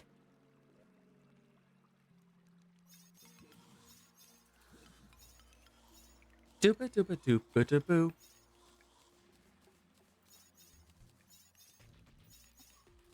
And then I can just put a bunch of stuff in here. Look at that. We got a lot of stuff. Oh, that Diabolus died quick. Got another 3 platinum. Skeleton Sniper is getting closer. Giant Cursed Skull is getting closer. There's another Ragged Caster down. Like, I can only see, like, so many of what I've taken down, but... Ooh, Dungeon Slime. Hey! It's another one. Mark off that list. Oh boy. I just love how it's like, I'm gonna get him. Dies. Just every time. Oh boy. There's a bunch of these hell wheels. I wish they were killable. Same thing for these spike balls. They're annoying.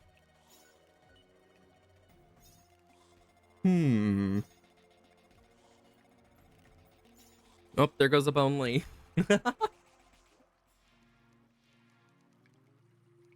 11, 18, 15, 24, 27. Oh boy. We got a big group of just chaos with these. Like, this is probably the best place to sit for them because I have both sides they can come from.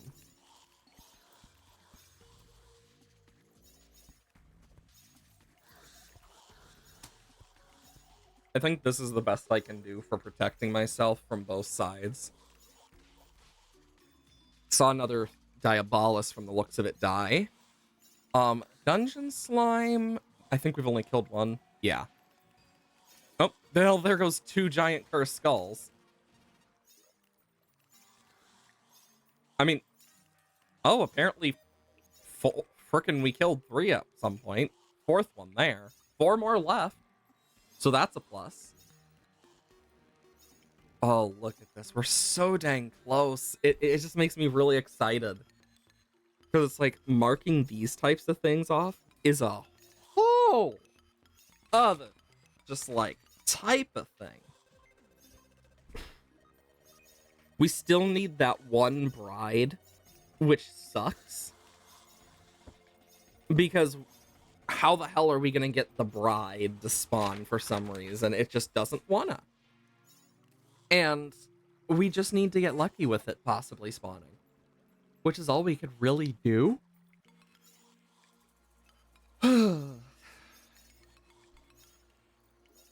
So we have to not only make it a blood moon, but if it's a true jungle biome, then it becomes an issue.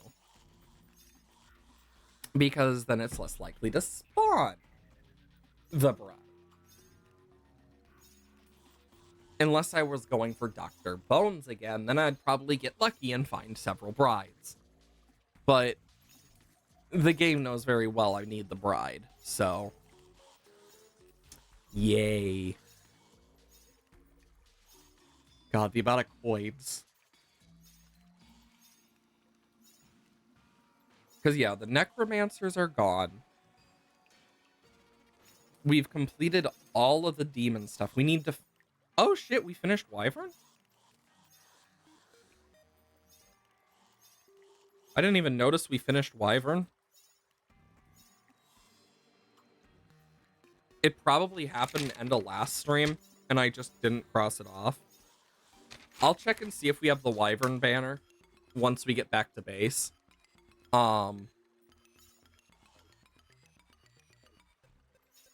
Angry Bones, Rusty, Dungeon Spirit. We need one more giant cursed skull. And 2 more dungeon slime. 20 more skeleton snipers. 24 diabols of this type. And then frickin' 34 of this type. Then frickin' 32 of this type, and then 37 of this. So we got a bit, but we can do this.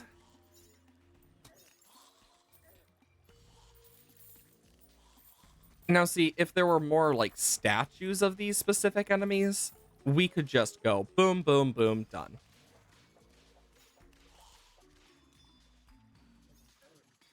Go, my swords. Worth it. Well, since we're stopping at base, I can also check. We'll figure out where we are. Okay.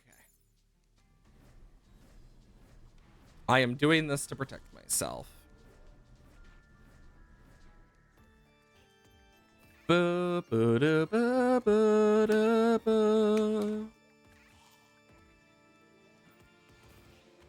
Okay. Selling all of this non-stackable stuff gets us a lot of money.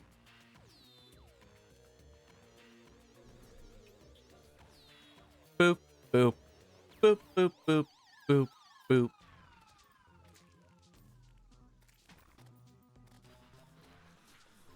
Okay, and then I'm gonna go here, put that away, and frickin'. So Wyvern should be in one of these.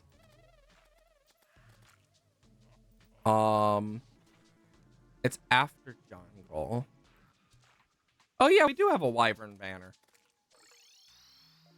So I can mark that off our banners too. So we got it just end of stream and I never crossed it out. That's on me. Nice.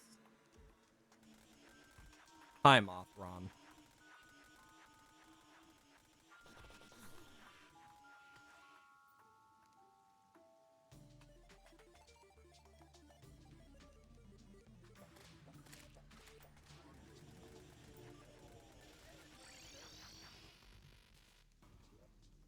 Just doing that to despawn him.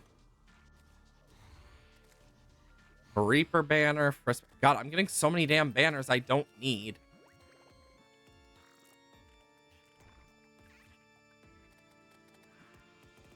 But yeah, we need to kill enough of those cultists as well just to get the frickin' banners.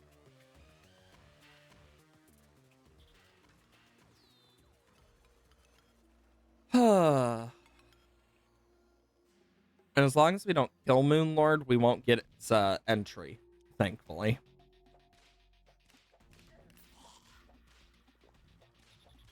Okay. Let's see.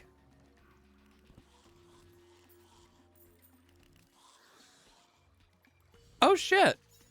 Giant Curse Skull banner. Like instantly.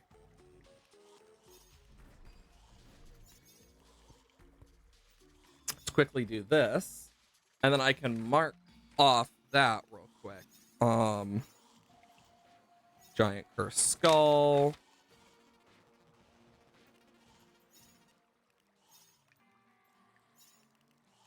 Tactical Skeleton. Because I have that banner.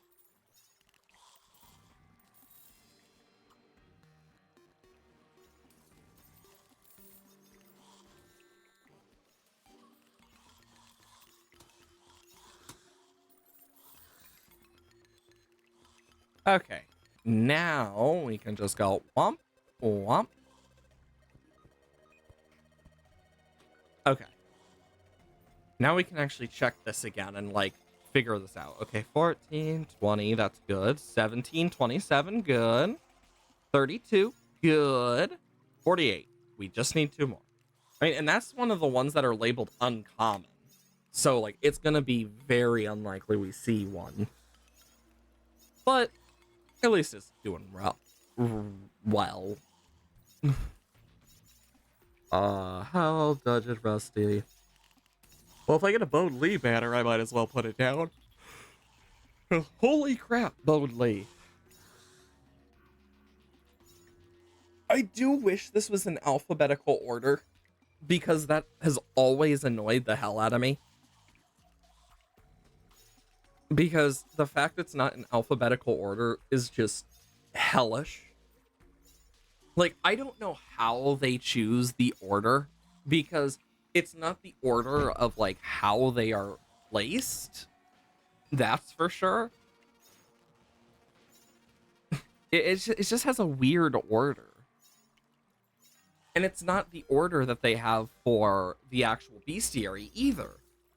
So it's just a weird order all around that makes no sense. Like, I really hope that gets fixed. Oh, oh, Jesus Christ. That Diabolus was like, aha! Dies instantly. Just like, oh my god. Oh boy. But we are like so damn close to what we need here, because let's go over the trophies and banners we need. We need the Bride, the Digger, the Rock Golem, the Rune Wizard, the Dungeon Slime, Skeleton Sniper, Diabolist, Ragged Caster, Flying Dutchman, Betsy, and Brain of Cthulhu, as well as the Spore Zombie. In terms of entries, we need the Bride, Digger, 2 types of Skeleton, Rock Golem, Rune Wizard, Giant Antlion Swarmer, Dungeon Slime, Skeleton Sniper, Diabolist, both types, Ragged Caster, both types, Demon Eye, both types of the Halloween, the 3 types of zombie from Halloween, and the 3 types of skeleton from Halloween. So we'll have to do some pumpkin moons for that. But once we get all those, then we just have Moonlord. Which honestly is crazy to think that we have come this far. Because it's like, these 2, then these 2 will be a pain in the ass. This will be a pain in the ass. This, we are 1 off. But, damn. Oh, there goes the Diabolus. Cursed Skull. Sick. You know, one of the things I might start doing at the beginning of the month on Thursdays, if possible, is doing more of that Mario Kart with my mom. Just because I really found it fun. And it would be nice to actually do more with my mom. Because we don't get a lot of time all the time, and it would be nice to make that type of time together. I don't know how much it would affect my streaming schedule or not, but if it's similar to like how my hair appointments have, where it's like sometimes I can stream on that day, or but well, in this case it would be the next day, and sometimes I can't. That's one thing, but it just depends. Because when playing, if you're part of the players, you get a free beer. I don't drink, so yeah. But it's like, even then, it's not bad. It's actually quite nice. There's just something really nice about being able to just spend time with a family member you don't normally spend time with as much. Especially if it's like someone you care about.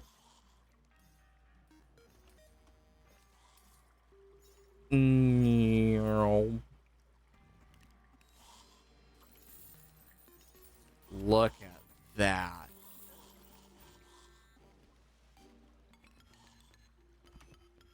Oh my god, I actually was able to do that. Holy crap. Boop boop boop boop boop boop boop boop boop boop boop boop boop boop.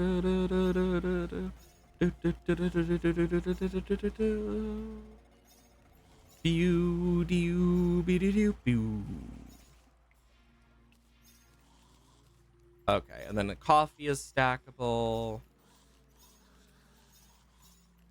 Yeah. Good. And we just need to keep an eye out for those, God, 500 dungeon spirits is a lot. Like, the fact that we have killed that many... There's the final slime.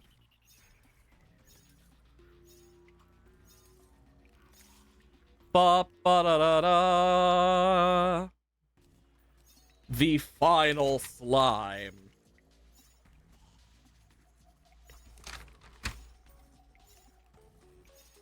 I'm so happy. Because that was the one that took the longest, but it was worth it. I'm really happy about that, because that's 3 of them we needed. I mean, heck, we're just barely halfway done with the stream, and boom. We already have 3 of the ones we needed for the banners. And for completion, we have 1, 2, 3, 4, 5, 6, 7, 8, 9, 10, 11, 12 with the other one. So, like, we've made some great progress. Sometimes you just gotta look at the progress overall. And that will really free you. Because that progress... Oh my god, I never see this thing. Holy crap. So this is based off your speed, and if you're going fast enough, you can actually one-shot, like, full on, like, I believe you can one-shot the Dungeon Guardian with it. But this Shadow Lance is so cool. Oh, it's so cool to see it. I never do get to see it, so it's something I'm going to keep a little as a memory. Like, holy crap. And being godly. It's like a really rare drop from Cursed Skulls as a whole, only in hard mode. And it does Shadow Flame, I believe. Yeah. Shadow Jet. I believe it does it. Also, I like how it says fast speed, but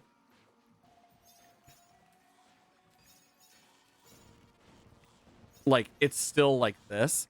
But what it doesn't talk about is... Oh my gosh. We got the Diabolus banner.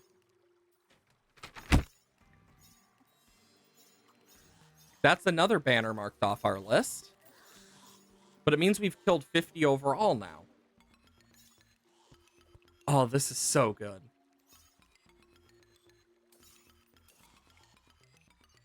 Oh my gosh, I'm like really happy. Yeah, because now we just need the Ragged Caster banner, and then we don't need to worry about their banners, just their entries. Because that's something that's been an issue too, is like certain things require entries, which just are completely different to their banner. Same thing with like certain entries fill out before the banner does, which is really annoying. And then there's some that just don't have a banner but only have the entry. I think the cool part of all of this is we're going to be able to see what every banner looks like by the end of this. So, like, we'll be able to see what the good, like, the rarer banners look like, what the least rare banners look like, and, like, what all of them look like comparatively to each other. Oop, accidentally bumped my mic. And I think that's going to be the fun part of this, is being able to see those differences in each one. Because the slime ones are going to look very similar. But I'm curious how each is going to look overall. Because we're going to basically have to put it in bestiary order by what it is for the banner. And I have that order. I can write it down and, like, share it if people want, or they can do it themselves. But, like, I wrote it down for myself a long time back now. 18, 28, 20, 32, 47. We're almost there with the sniper.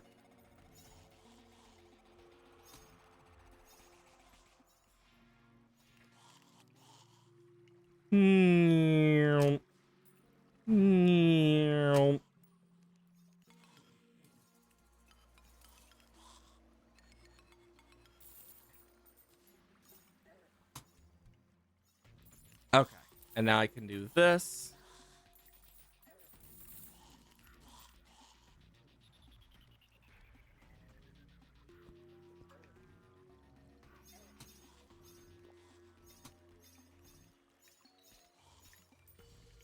I have no idea where the ragged cast... Oh, never mind.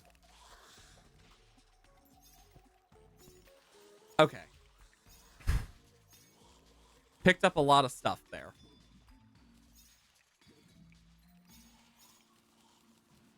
God, I have so much, like, unstackable stuff. But that's okay.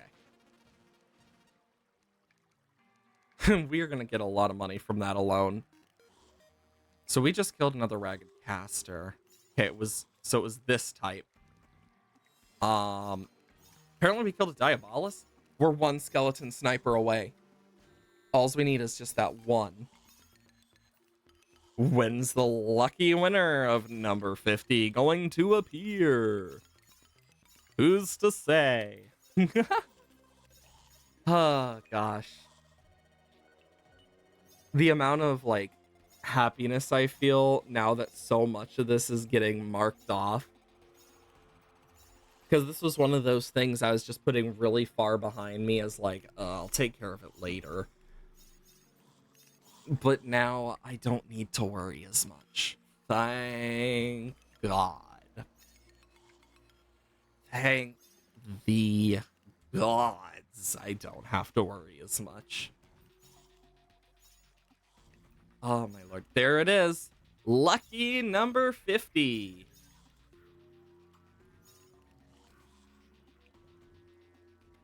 Perfect. Skeleton sniper. Bum bum bum bum bum bum. Spore zombie's gonna be a weird one. Cause like we just need the banner. We don't need the entry. We just need the banner. It's one of those examples where it's like, oh yeah, the entries were easy to get, but the banners take longer. There goes a Diabolus.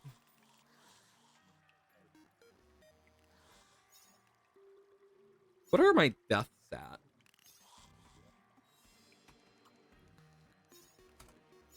Ah! We're getting close to 1,000. Nice. Honestly, I'm surprised we aren't at 1,000 yet. With how much I die in this game, you would think we'd be at 1,000 by now. But nope, we aren't. And that's okay. Oh? Oh my god, we got a ragged caster banner while I wasn't even looking. What the hell? We got all of the banners from here. So now we have all the banners. Well, that we don't need to worry about those anymore. Now we need to worry about getting these filled out. So yeah, we just need to keep an eye on the Diabolus and ragged casters. Awesome.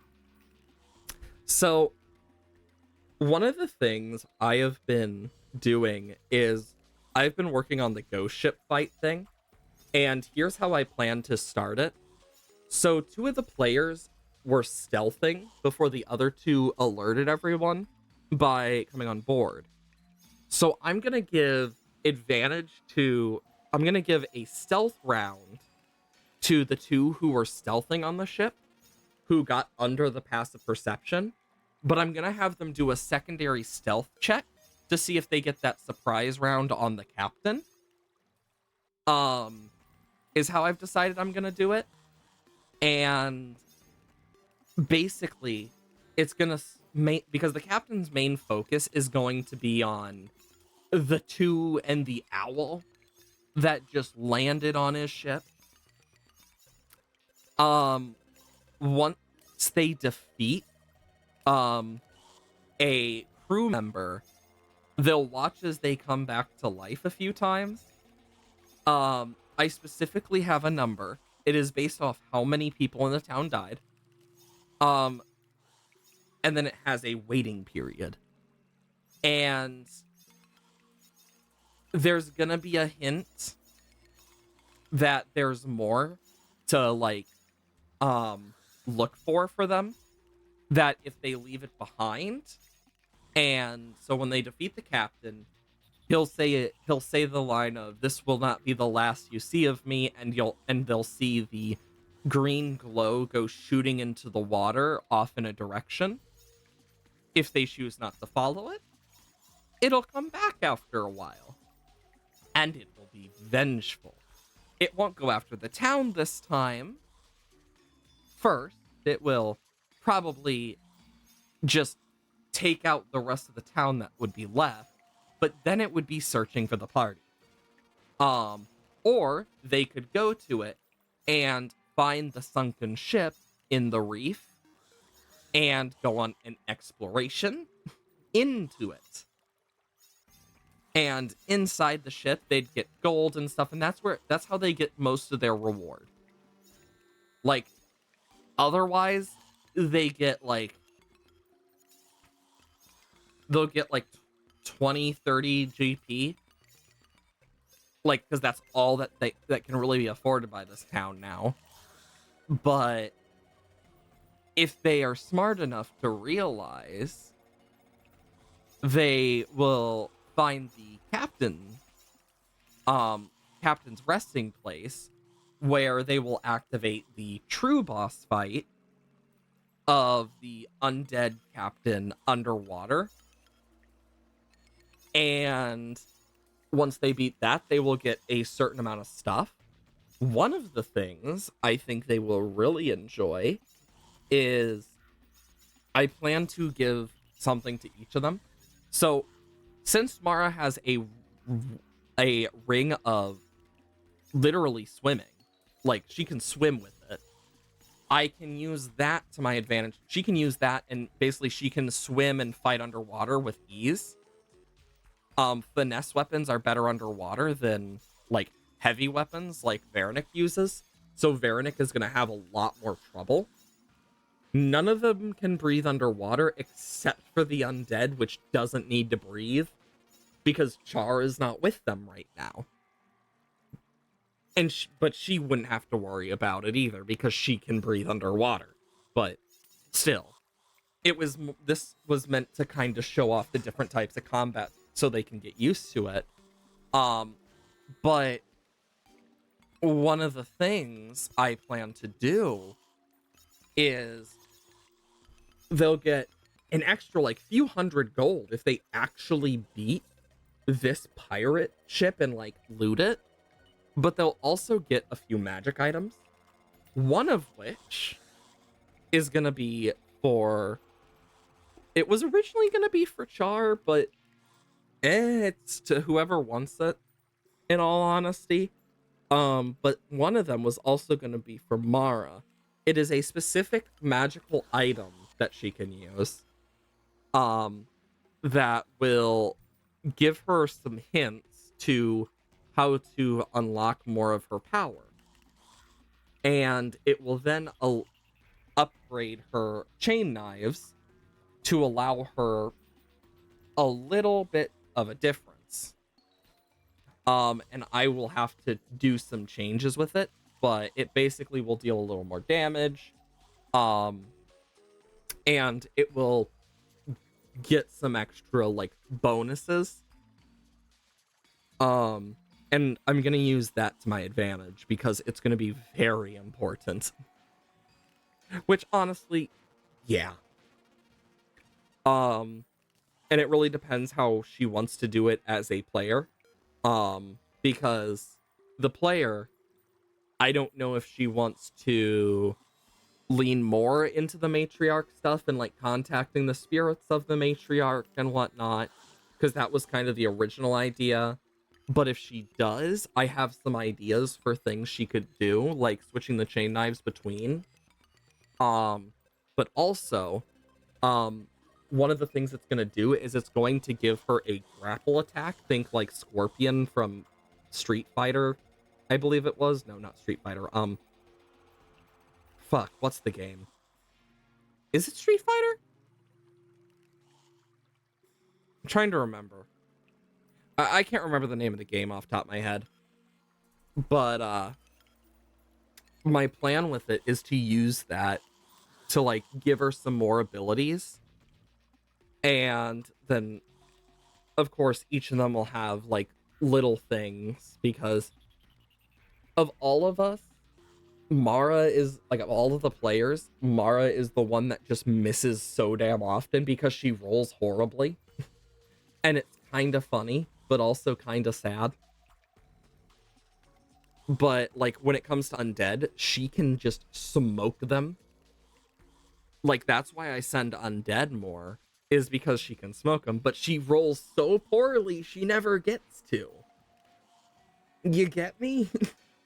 So I basically want to add some of that stuff to give her a bit of a chance to use those abilities that she doesn't really get to use. Because Ghost Slayers have Rite of the Dawn, which does double damage to undead. And basically, if an undead is vulnerable to it, it still does double damage a second time, because what it does is if it's against an undead, Rite of the Dawn adds another dice of the like Hemocraft dice. So basically, if it's done right, she can deal a lot of damage. So that's why I'm probably gonna do like a +1 and stuff to keep her up with the others. Because with Veronix, he's working on collecting stuff for a hammer that he's gonna have.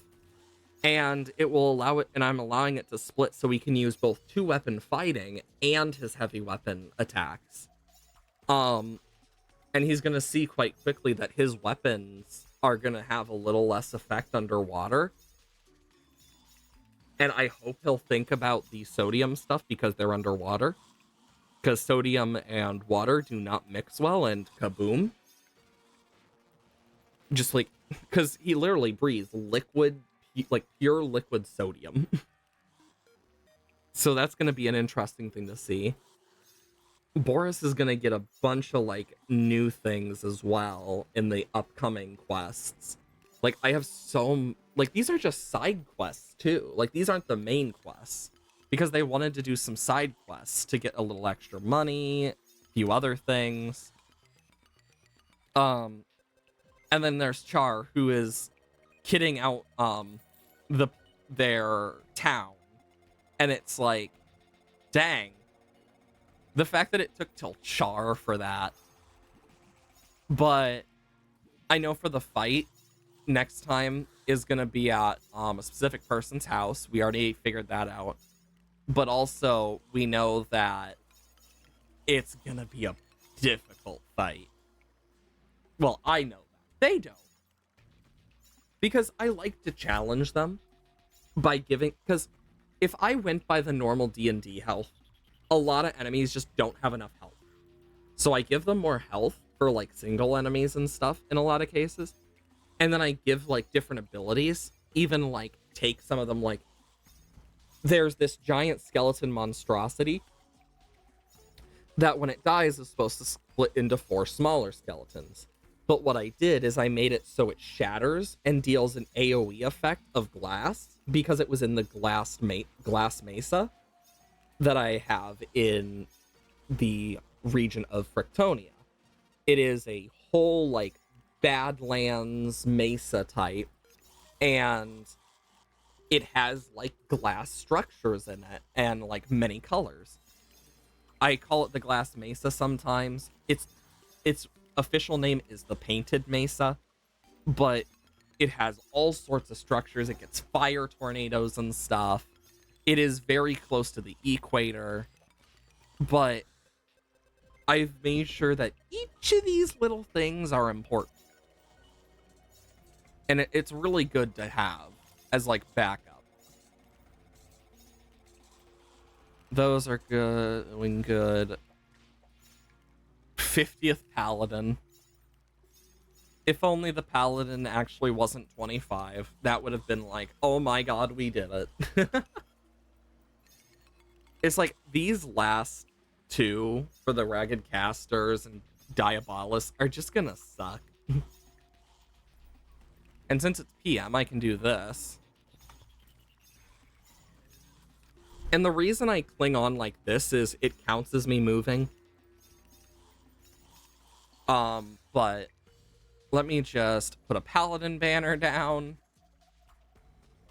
I want to make sure that I at least have like the extra defense and damage. Like, we have so much stuff, but just not everything.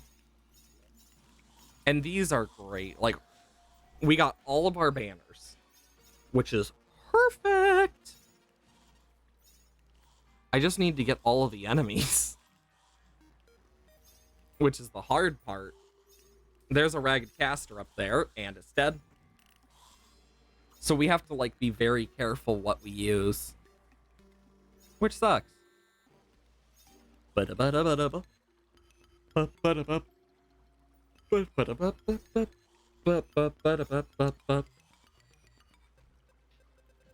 There are so many flaming wheels here.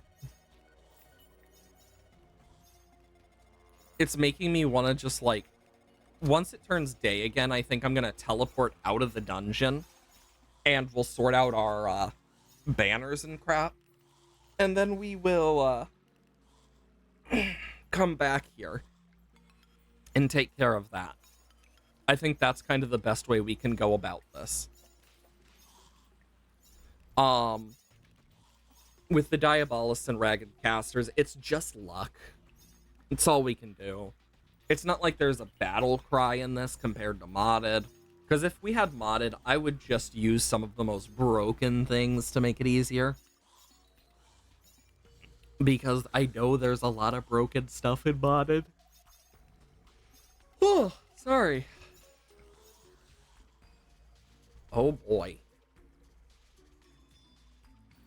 Yeah, these rare enemies are probably the more annoying stuff to get.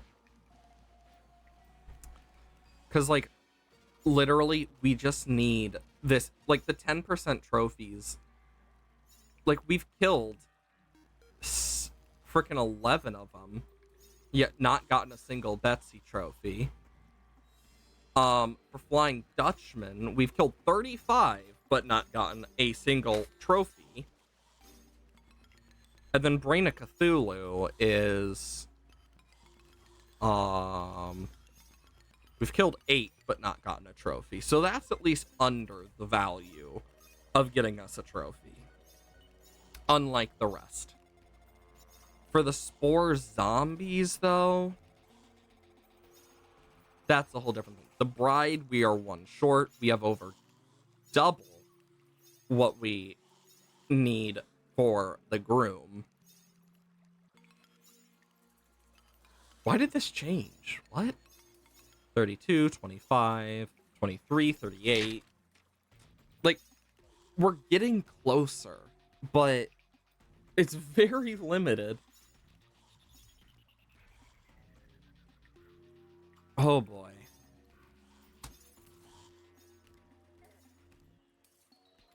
Do do do do do do do do do do do do. Ouch. Ouch. Do do do.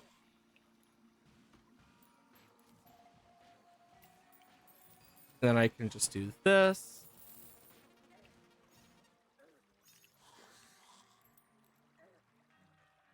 There we go. Yeah, look at how many frickin' flame blazing wheels there are. Like, there is no need for this many blazing wheels. But they're here. Oh boy.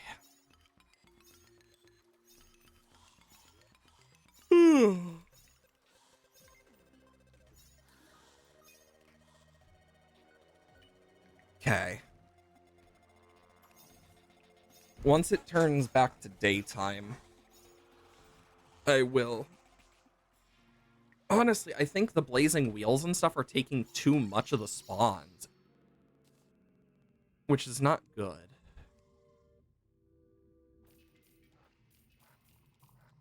Do do do do do do do do do do do do do do. Ba-doop boop. Doop doop doop doop doop doop.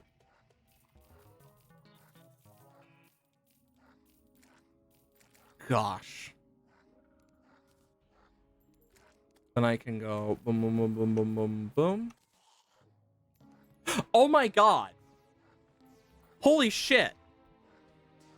We just randomly got the bride. Holy crap. Game just went, you know what? I know you've been struggling. Here you go. And just gave me the bride. Just randomly.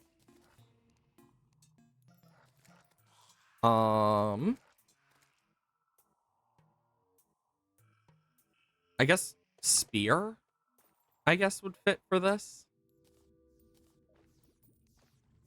So the bride is a blood moon enemy.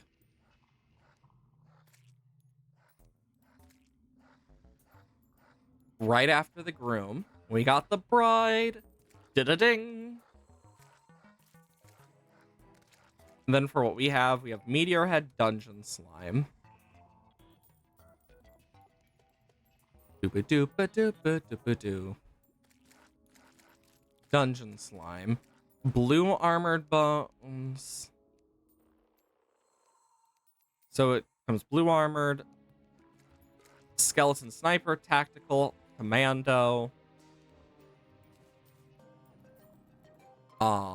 Tactical, sniper, commando, darkcaster, blank, necromancer. So, and then it goes hell, rusty,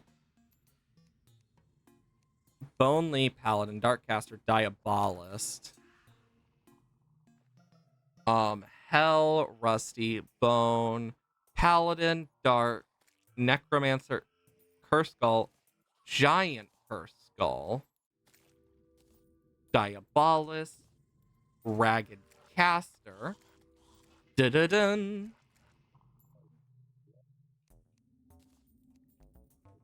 And then we have like some random ones like here between Light Mummy and the Amara Fungus is like the Spore Zombie, for example. I did not expect to just randomly get what we needed there.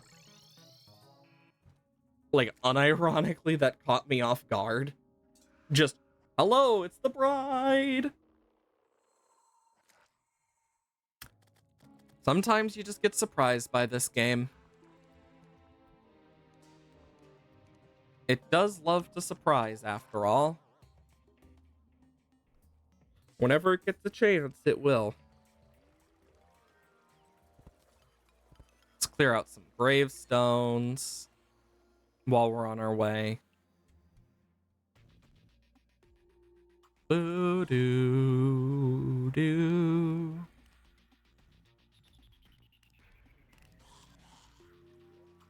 Awesome.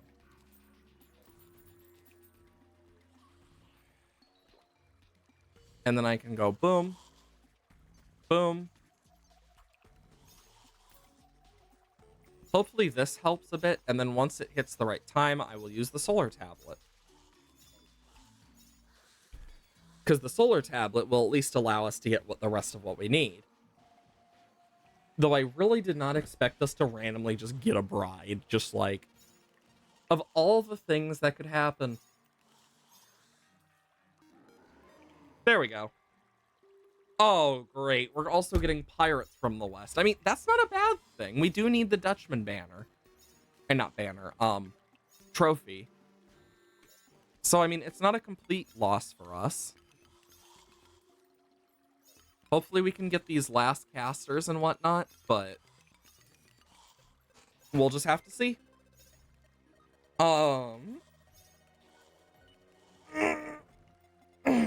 Big stretches. So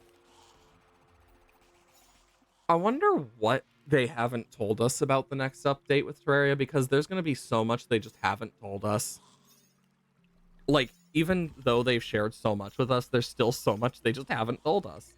Because they always do it. And it makes me really curious. So I'm interested in seeing how that's going to be. Oh, and there they go. Pirates are here now. So I'll have to take care of those when I get back to base. Yay. I mean, I can still take care of them. It's pirates. Worst comes to worst, I deal with them as I deal with them. Not much I can do about that. There goes another ragged caster. Because, yeah, like, this is what we're going to have to do. I think this is probably going to be the... Ooh, we're close with this Diabolist. Then we need this one. We're close with that. We're getting closer with those. We're above halfway on all of them now. So that is a good thing. Like, even if we only finish the dungeon today and finish the Blood Moon, apparently, that's a good thing, because it means we don't have to come back. And we can leave it all behind. Which, honestly, thank God. I'd love to do that with some of this stuff, because, whoo boy. But, like, with some of the stuff we're missing, the cultist banners, those are things we're gonna need if we don't already have them. Because they're 25. Then we have all sorts of other stuff. Let's check if we actually have the cultist banners. 21, 19. Okay, so we're close. Spore zombies, as you can see, we have them, but we just need to kill like 12 more. And then for these, we just need to kill a few more of each, which is an inevitability. Since that's the second one, I will put that there, because then we at least get that extra defense. The Halloween stuff is going to include a lot of pumpkin moon farming, no matter what we do. And then we're going to have to go underground for the day and stay above ground for the night. Or I set my time on my computer to that time, but record it instead of stream it, because that's all I can really do about it. So it would be a special one that comes out specifically for that. But I'd have to release a bunch of stuff at once. And I would probably announce it on the Discord. In terms of like actual stuff though, like the rock golem and skeleton types will probably be the easier of that, the rock golem and digger. But we still need like rune wizard. The two skeleton types we need are like really specific. We have that one, which is actually one of them that we needed. Oh shit, I just never crossed them out. So I actually have those two. Then we have the digger, which apparently I have. I guess I just never really like looked through all of these completely since I wrote it down. Rock golem we do need. Rune wizard we need 10 of. And we're halfway there, surprisingly. Giant antlion swarmer is going to be a pain in the ass. But for this, we have 5, 3, 6. And we need to get all of them. Same for the zombies. We have 31, 49. So we're close on that. 44, 13, 17. So demon eyes will be one we're going to want to worry about. The zombies I can easily get from the graveyard biome. The demon eyes I will probably have to be like higher up or something just to make them spawn. It's all I can really think about as like a possibility. So what I'll probably have to do for that is make like a platform up in the sky that's not too far away, just so they spawn more often. So, yeah. 29, 34, 26, 43.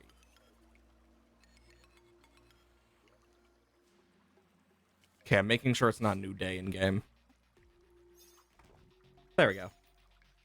But with the things we have left, like once these are done, we have the desert, underground, and just random crap. I do need to check if I have the digger banner in there too. Because if I don't, that means I need to kill more diggers, which, oh boy. Let me tell you, that's going to be one that would suck. Because it is just a lot. I mean, at least we are taking care of a bunch, but Jesus.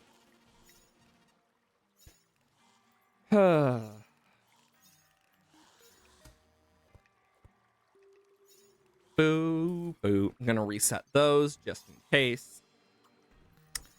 So,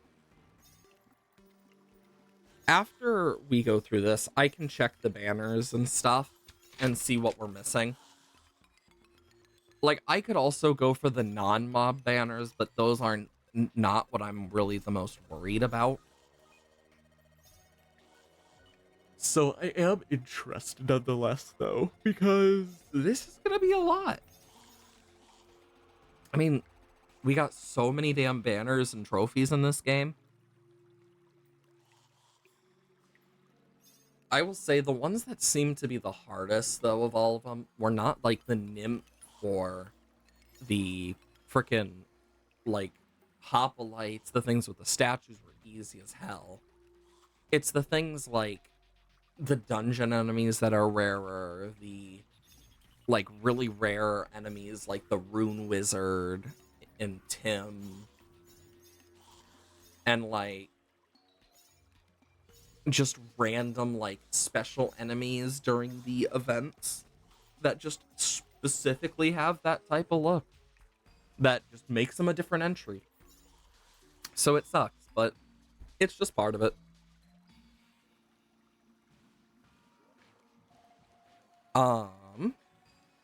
30, 35, 27, 43. Apparently we've killed some, so that's something. Because once I get those finished, we're golden. I'm just hoping more things will spawn.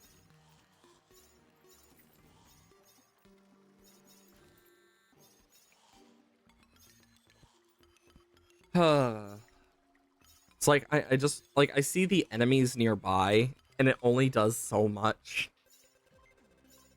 Because it's like, well, crap, how many enemies before I get what I need? There is some more. And I'm quite sure, like, the wheels and stuff count for those enemies as well. Which is kind of annoying. Because there's no way to get rid of them. Unless I did something. But I'm not 100% sure.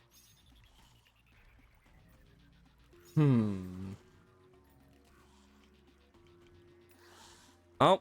Well, there goes those guys.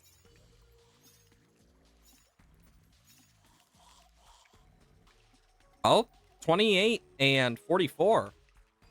So those are going up. I mean, all of them are above 25, which is where we need them above. For Skull Banner, for the giant one. So we're at least getting stronger against these different enemies that are a problem, that aren't the ones we have. We'll just have to see where we go from here. But in terms of like possible series and stuff we do for Terraria after this and modded, Infernum is there. Just Calamity playthrough in general to see how it's changed. Calamity Fables, Thorium. We could do a specific class run or challenge. I could try a bunch of like the new reforged mods and stuff. I could put myself into the new Eternity mode and see how similar it is to Masochist mode. I know there's a lot of differences since I did that, so that could be a thing. We could try and do a collection of every single soul for the Fargo's soul mod, with including modded souls as well, with like Calamity and stuff. Like that could be something we try. Another thing we could try is clearing out an entire part of the world and just purifying the entire world. We could try and get every item in journey mode. That would be hellish, but possible. There is also the possibilities of getting just things in general that we don't have. I mean, when we think about it, like we'd have to use God mode probably if I'm gonna do certain farm stuff compared to others. But to do in journey mode, we'd have to do this Bestiary collection again, but it would be 10 times easier because not only do we know more about it, we also would be able to up the spawn rates and not have to worry about dying. Another challenge we could try is like we have the class challenges, but we could also try like certain weapon type challenge, like yo-yo only, or like centuries only, like stuff like that we could try. It would be interesting though. I think it'd be an interesting way to kind of go about like possible future challenges. We just need to see. And be it as it may, a lot of those later challenges will be harder depending on what some of them are, or easier. I feel like if we dive into the modded stuff, there's a lot of mods I would want to try and a lot of mods I would want to do again.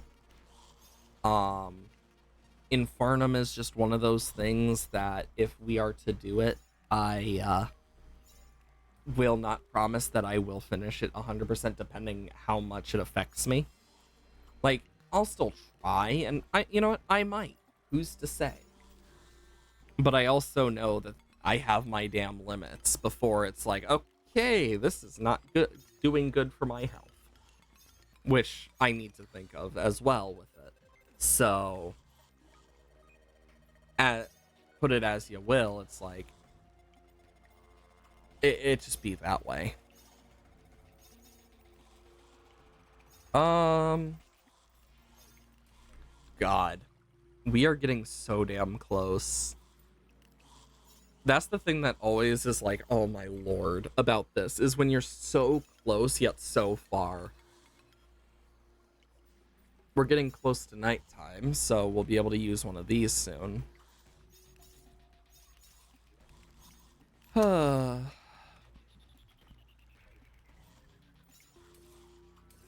we go. So we have 33, 38, 28, 48. We seem to be getting one ragged caster type a lot more than the other. For some reason. I hope we start getting the other type more. Just in all honesty. You can already see more and more of these blazing wheels. Like, jeez.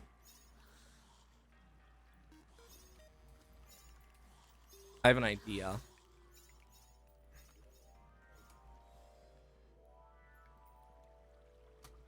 Okay, so I'll have to go farther.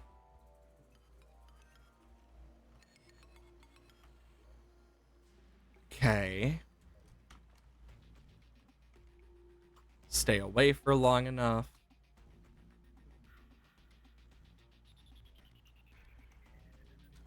And perfect, they're gone. Sometimes you just gotta look at possible ways to get rid of a bunch of those enemies so more can spawn.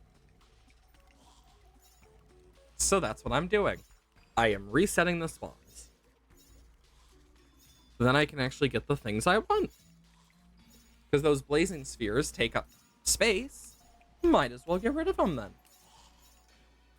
It's all about playing it the long way. Even if we need to. Like, it's just how it be. What else? What else? So, God, now that just feels like really. Oh, it's because it's PM now. I also love the Inferno Fork. It's like such a cool looking weapon.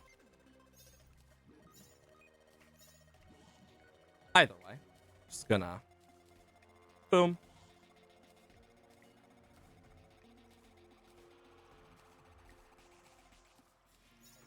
There. Holy crap. Because this is kind of like the lot of what we can do when waiting for this, because it's like we have to wait for some of these just to spawn. I mean, I kind of expect this type of slow stuff anyway, so yeah.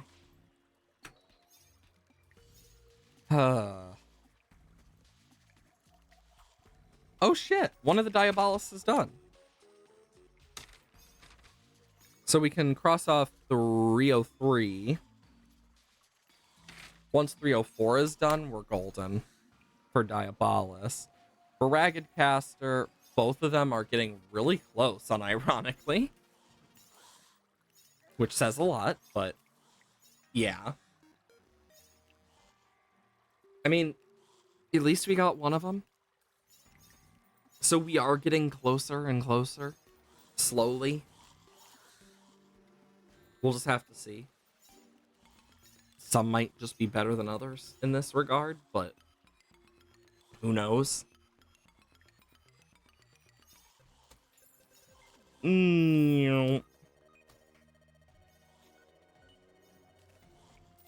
Okay.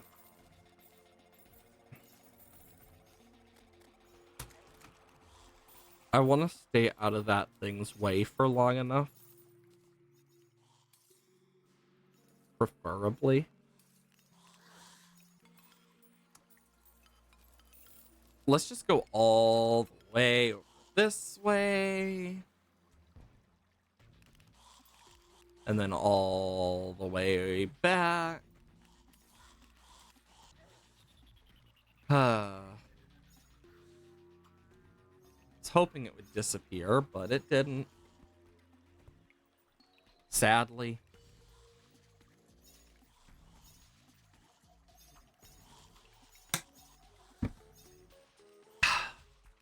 Sorry. Taking a drink.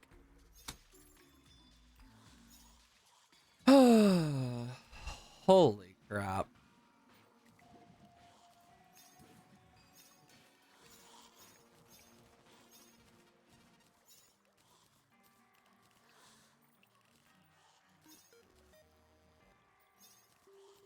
Cool. Anyways.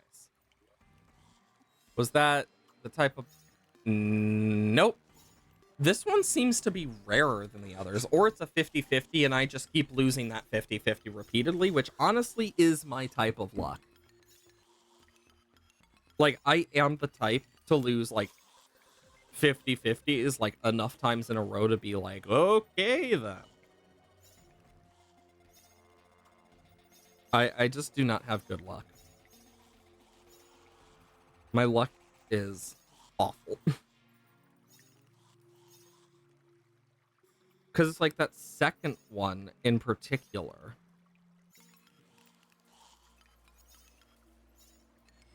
Because in master mode, like, yeah, they hurt, but they are definitely the easiest. Huh. Interesting. So the difference between the white and red, so this is the white one. It does more contact damage for some reason, but has 2 less defense. And it also has 5% more knockback resistance. Oh, never mind. It's 4 in master mode. And it also has more health.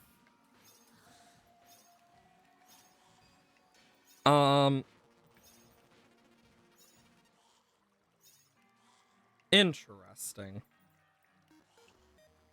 Tiled walls being their favorite, of course. Not surprised.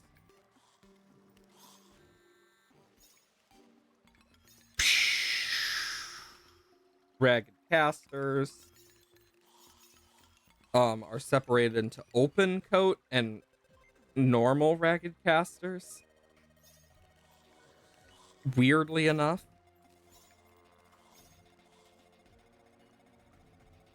And they prefer the slab walls.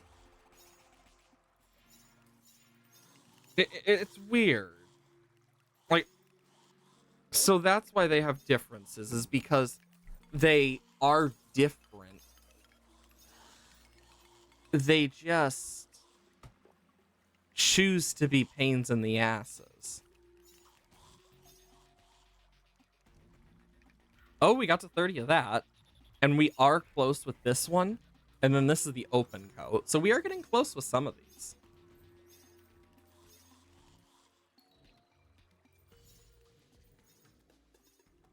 Let's do this real quick. I just want to make sure that these things despawn. Because once they despawn up there, we will get a lot of spice.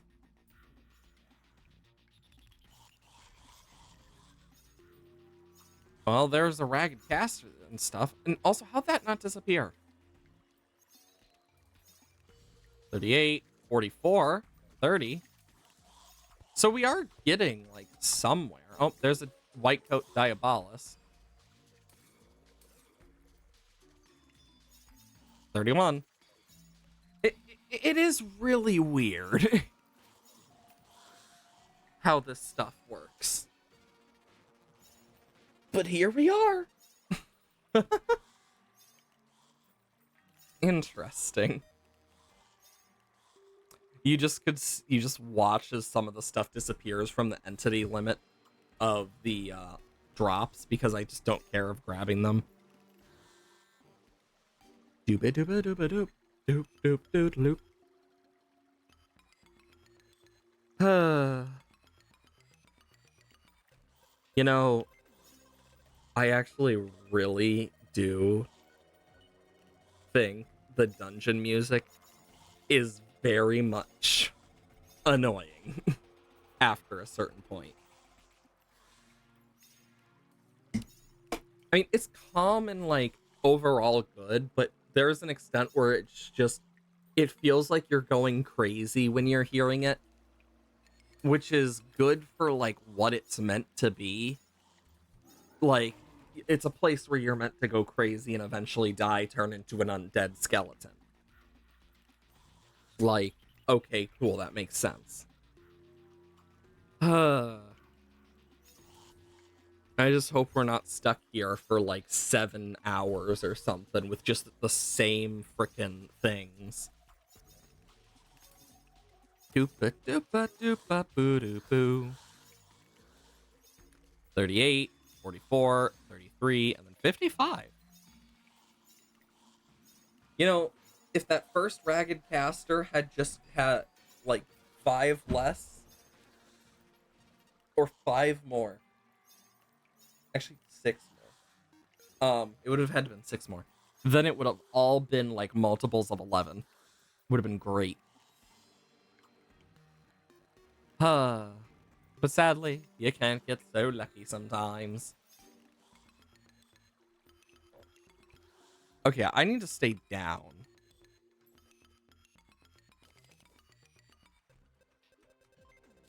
I couldn't care less about these pink bricks, really.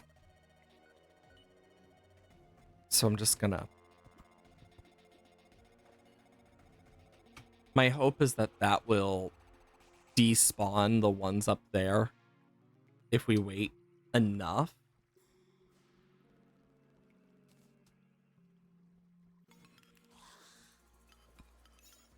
Perfect.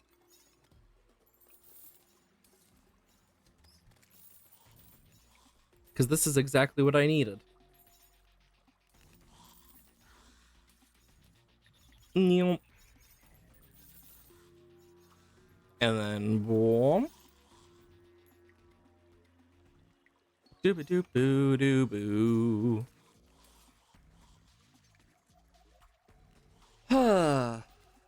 Okay. Me over here playing the dang long game right now.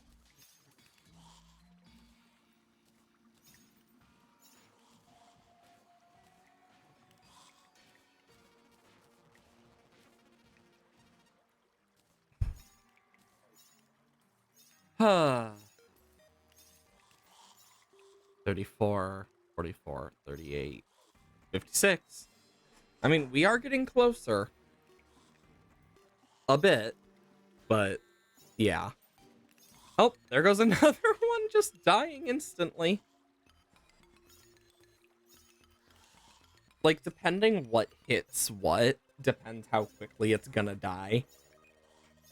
And, like, it'll... Like, it's just insane. Do, do, do, do, do.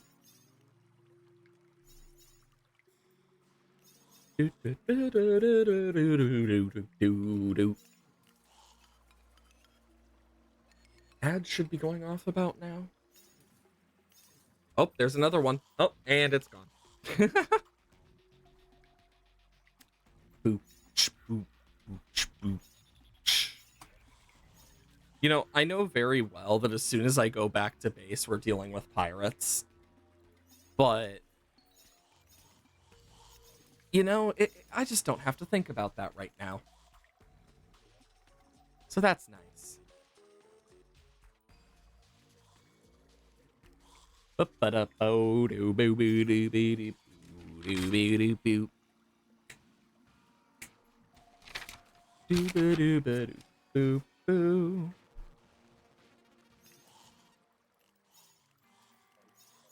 Gotta hope for some more ragged casters too. Oh, there's a paladin. First one in a while, actually, that I at least have noticed. Because we have just one and then two. Like, we are so dang close. Because once we get it, no more worries. Which honestly sounds about pretty nice right about now. Not having to worry about enemies for a bit. Oh, that sounds nice. Until we have to deal with the pirates. Then it's just like, oh boy, here we go again.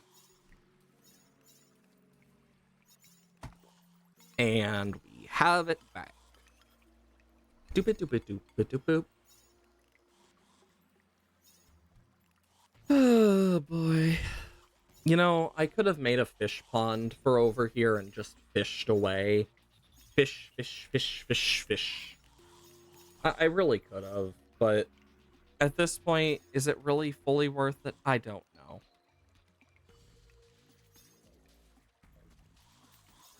Who's to say? Not me. Do doop doop doop doop doop doop doop doop doop doop. Boop doo doo boo doo boo doo boop boo doo boop boop boop boop boop boop boop boo doo boo doo boop boo doo boo doo boo doo doop doop doop doop doop doop doop boop boop boop doo doop doop doop doop doop doop doop doop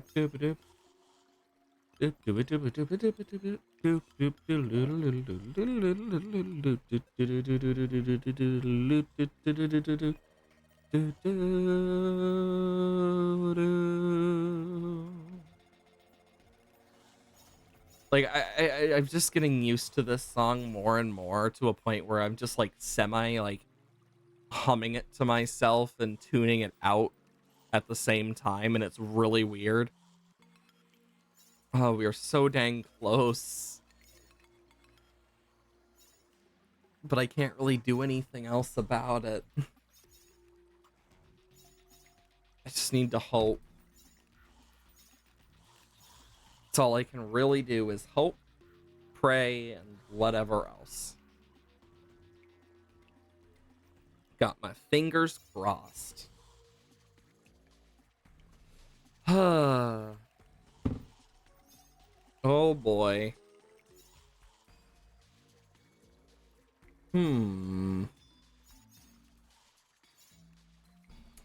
You know, I haven't even figured out all of the stuff I plan to do this weekend. Like, I know I'm going on a date with my partner and whatnot, but other than that, that's about as much as I have planned. Because it's like, I just haven't thought about much. So it's like, oh boy. Doop it, doop it, doop it, doop. I definitely am excited to try a bunch of things, though. Because it's like, I really don't know enough to be like, oh yes, let's instantly do this. Or let's just do that. Like, no. I don't know enough about some of the stuff. It's been so dang long for me. Like, you get used to, like, driving, like, a few hours at a time to a certain extent. But when you can't think of anything, usually it just comes down to, I guess, let's just watch whatever's on TV or, like, whatnot and just cuddle. Like, that's usually what it seems to go down to. Which, fair. Honestly. Fair. Doop-a-doo-doo-doo-doo. Like, one of the things I thought about was going to, like, a museum, but there's not much that's close enough. So it's kind of like, well, I mean, I only know so much of, like, interesting stuff that we could do. So it's like, well, shit. And I could pull out and, like, set up stuff if I can find it, but even then, that's a big if for if I can find stuff. Because it depends on what it is. Like, for example, a Wii or a Wii U, good luck finding that in the boxes that are probably at my parents' house, in all honesty. Like, it really just depends.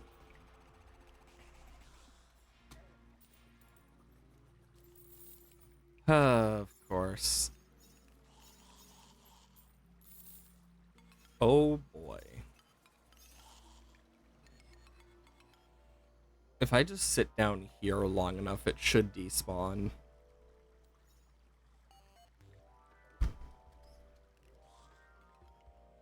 If I do this as well, it should just let more stuff spawn.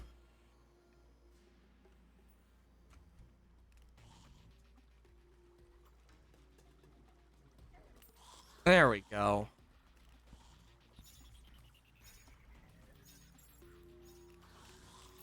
Sometimes you just gotta do things that are weird. And there we go. Okay. Yeah, I know, one of the things that sucks about storms is... So I have to take painkillers for my knees during storms, and I've mentioned this several times. But it's when you take a painkiller and you know you can't take one for a certain period of time, but you can feel it starting to come back. That's the part that sucks the most. Because it's like, you trying to distract yourself with stuff, but you can't really do it that well. So you're just kind of sitting there in pain, just like, how am I gonna fix this without painkillers this time? Because that's usually how it feels. 38, 45, and 38. Okay.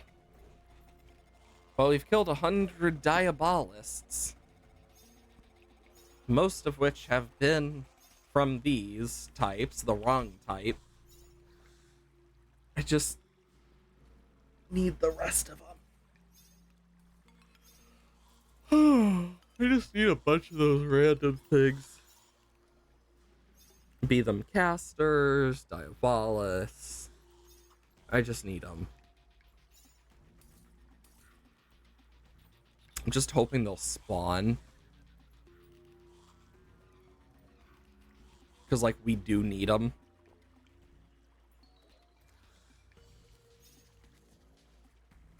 Do do do do do do. Up, there's a Ragged Caster. And a Diabolist. Was it the right Diabolist? I could not tell. Nope. I mean, at least we are getting some of it. Better than none. It's the fact that it takes so many instead of like 25 for it, it takes freaking 50. Like, why? Like, I get the banner taking 50 if there's 2 types. But why? We would have been done by now. Just saying. But of course, you win some, you lose some.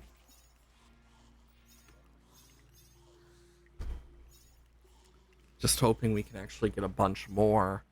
Because with what we have left, it's like, there's only so much. I've actually been starting to read The Songbird and Snakes. The Song of Birds and Snakes. It's another book from the Hunger Games series.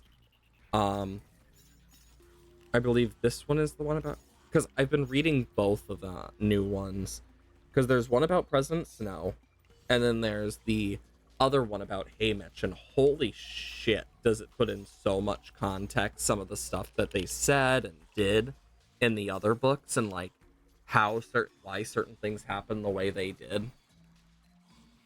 Like, if you've never read them, I highly recommend it. Because I don't want to spoil it, but there are certain things in the book that really just make you think, okay, so that's why he became the way he is.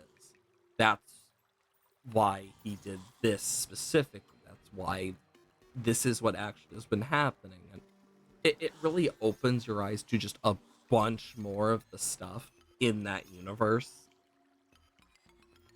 Of course, there's always the scary realities of how similar it is to like certain real life events, but it's also like really interesting to learn about because like it's actually, they're really good books.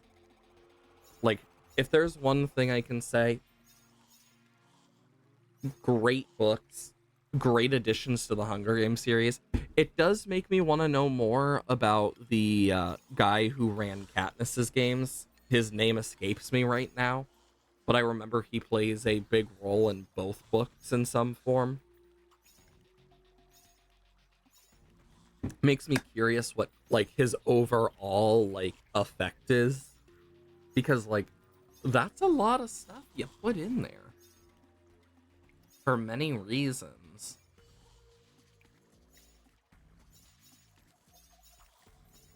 It makes me really curious because there's a lot that could come from that. It's just truly a curiosity. Because it's just cool to learn about those types of characters that just have so much life and knowledge in them. But, learning about, like, Haymitch's whole backstory, how he became um the winner of his Hunger Games and stuff. And like what led him to be the way he was overall as a person is very much an interesting story. It teaches you a lot about how they act, and why they act the way they do. With President Snow's book, it's really good. It goes into his history and why he does certain things the way he does them, but also just like how long he's been doing that stuff as well. It really just shows a lot more of like the characters as a whole being these like different people, like Snow just showing off like how much of an awful person he was. Um and then for Haymitch showing like what led to everything we see him as in the Hunger Games books, and seeing like the goods and the bads. And it's interesting because like one of the things Haymitch mentioned to Katniss was, you're like me, but you got luck.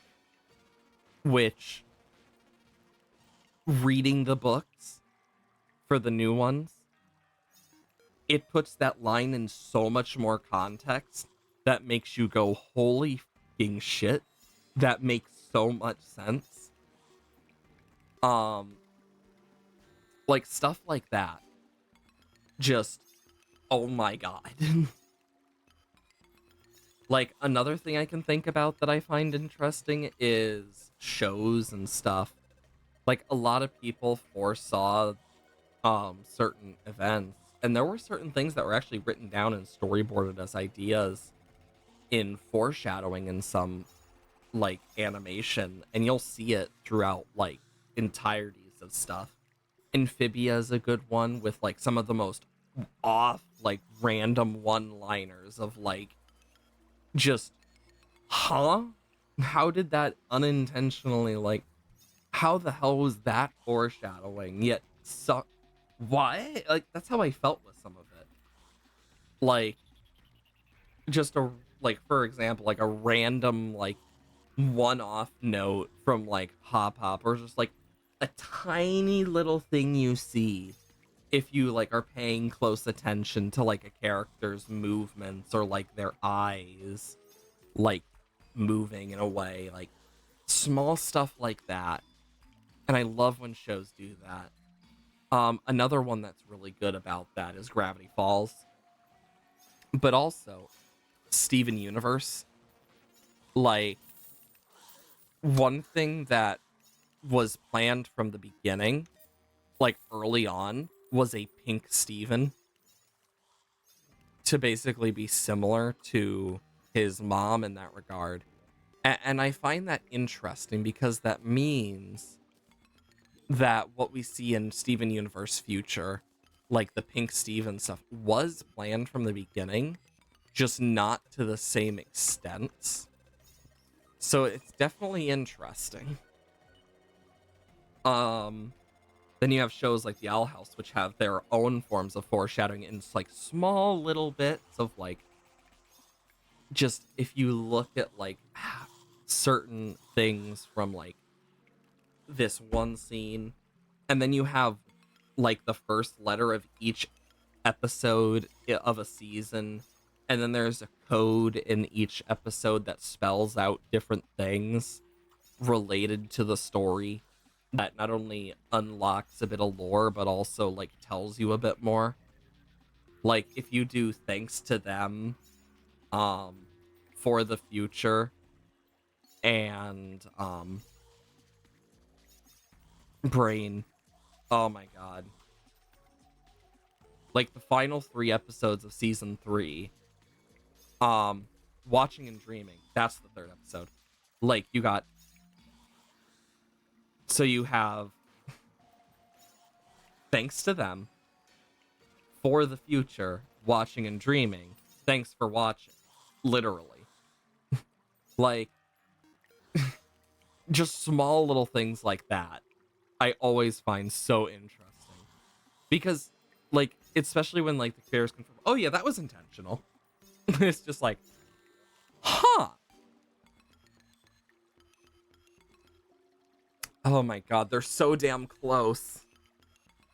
But, like, those small intentional details in shows and, like, movies and stuff, I love.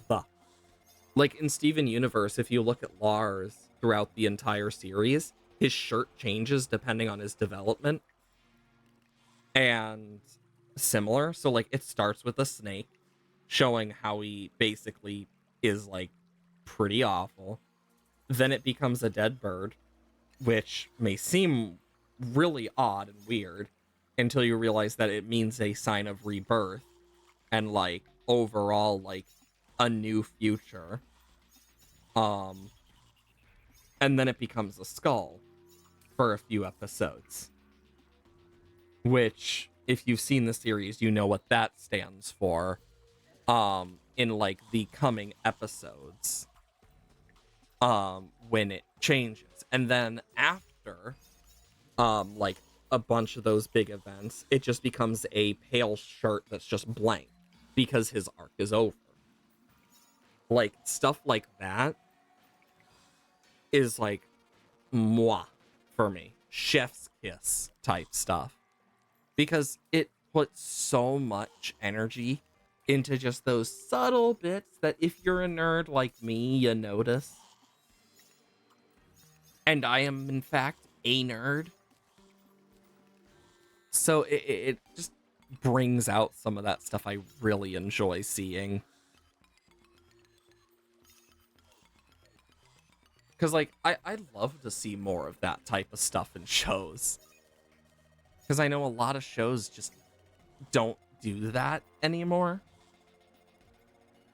Or, like, when they do, it's not, like, like, it's not known, or it's not, like, mentioned in any form. Or it's, like, fake foreshadowing. Like, it's seen a lot more in, like, certain shows. Like, it's why I don't watch a lot of reality shows or, like, live action shows, because a lot of times they always seem to do it a little, like, animations seem to do it so much better for some reason. And it could be because of the style and stuff, but, like, Avatar has it, like, both Avatars, Last Airbender and Legend of Korra, have bits of foreshadowing as well. I mean, when you actually look at some of them, there's so much in terms of, like, foreshadowing. It's like, oh, because those bits of foreshadowing, like, make a difference. It makes people feel a lot better when they can actually figure something out on their own. It's why foreshadowing is so good overall for people. Doesn't mean it's going to be good all the time, because foreshadowing isn't always going to be the best.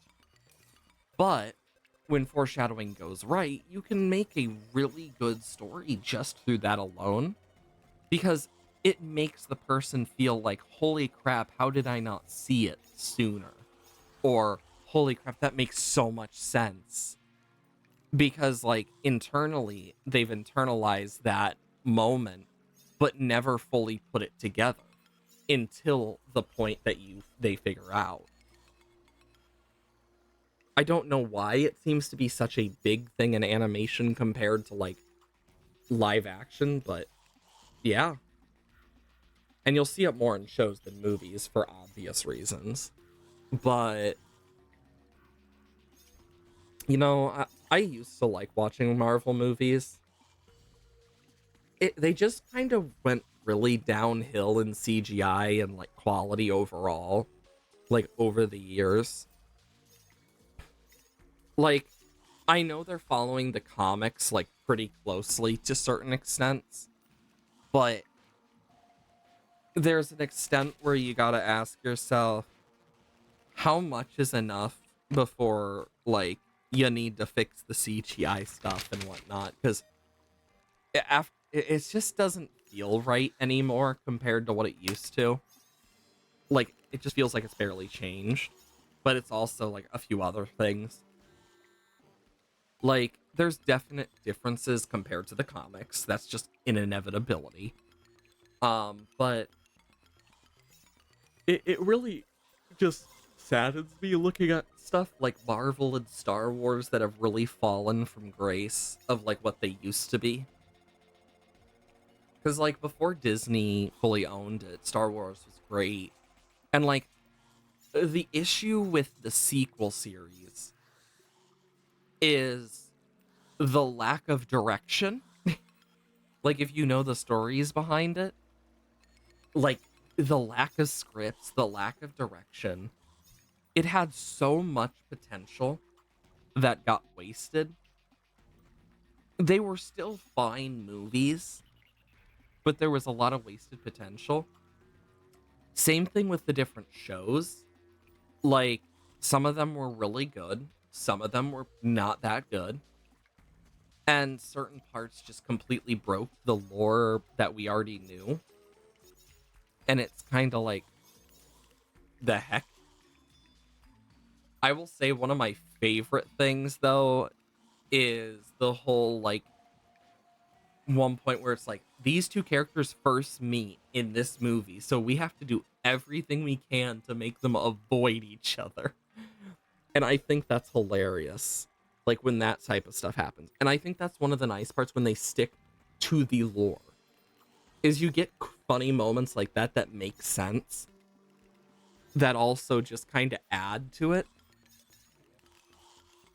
Like Lord knows where some of the lore of some of the shows are and like movies for different things, but it's kind of like when you look at it, for all we know, some of the shows we actually used to watch or like movies we used to watch won't exist in the future, or like their series types won't exist in the future to the same extent, or the company might go out of business or might get bought out.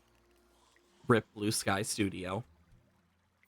Like, thinking about it, I'm gonna miss that Ice Age squirrel a lot more than I thought I would, just sheerly because of the fact that it was just, despite growing older, being an adult and whatnot, like there was always part of me that really just felt for the poor thing, and you just start to care about it more, just hoping one day he'll get his acorn. And the fact that one of the last things they did was make sure he got his acorn says so much. Like, I am so glad that he at least got his acorn before the studio closed fully. But damn. I know another thing. If you've never watched it, there's some really good shows out there. But one of the shows I remember watching quite a lot of with my mom, Supernatural. I've talked about it before. Um, they love to just put some of the dumbest jokes in there for no good reason other than it's funny. And I love that.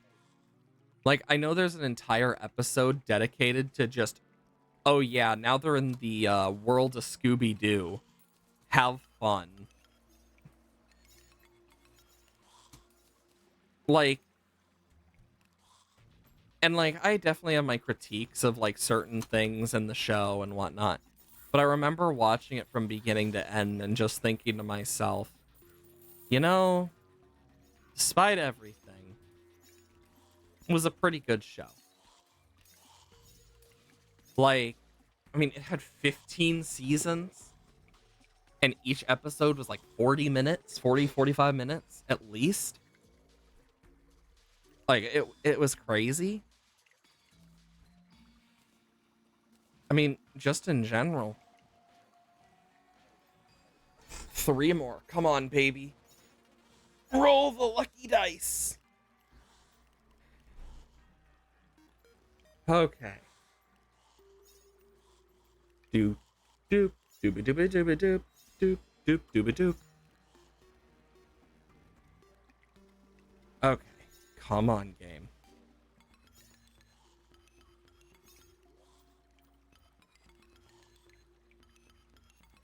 Oh my god, we're literally 3 short. And these things freaking spawned.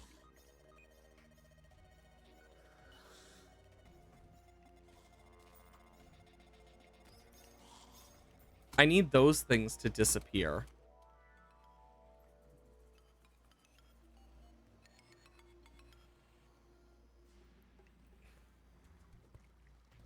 One of them is gone. Better than none. I just need the last things. Come on, game. It's not hard.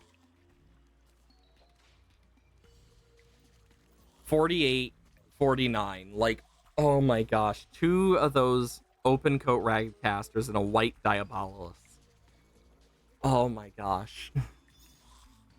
Oh my god, that guy just got absolutely bodied. Like, hello, drunk. Oh my gosh.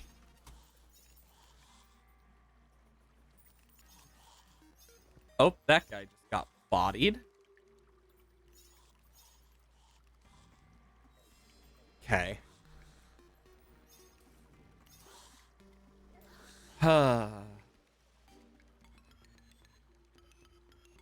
I'm just keeping an eye on those.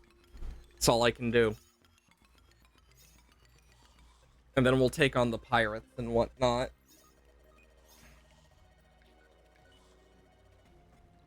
I mean, at least we're taking out a bunch of these guys. A rare necromancer. Ooh. Yeah, it was one of those. Dang. Okay. You know, it does make me wonder how many, like, overall creatures in this game could, like, be more of an issue. Because some of them don't have their own bestiary entry, as you might put it.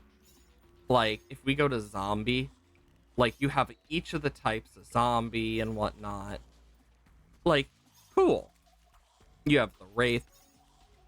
You have all these different things, but then you realize you got both squirrel types, you got all these bird types, but some of them don't differentiate for certain things. Like, mother and baby slime do. But then why do certain things debate while others don't? Like, the mimics, like, despite being separated, all have the same banner except for the specialty hard mode biome mimics for the evil biomes. Like, they have their own, but the ice mimic, no.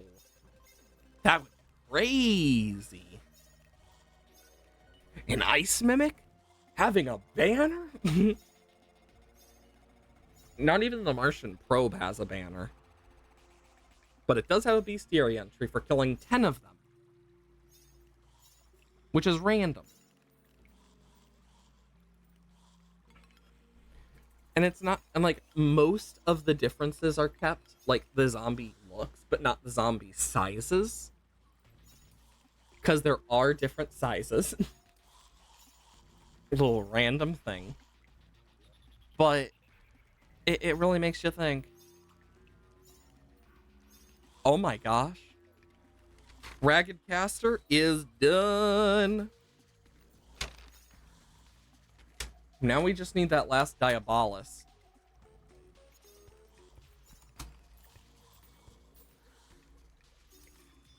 Okay. I'm gonna do this. It's just the one thing. And then we have the dungeon completely cleared. Come on, game. Give me the luck I need. Give me that luck.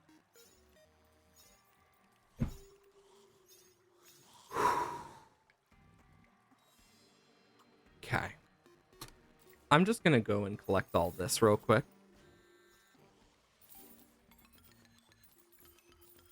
Oh my.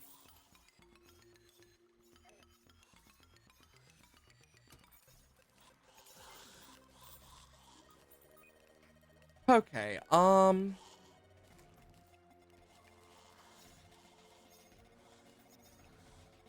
I could do that, but first I want to... Nope.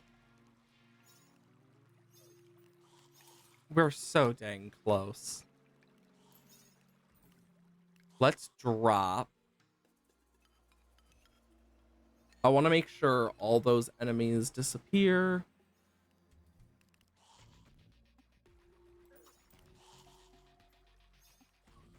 Okay.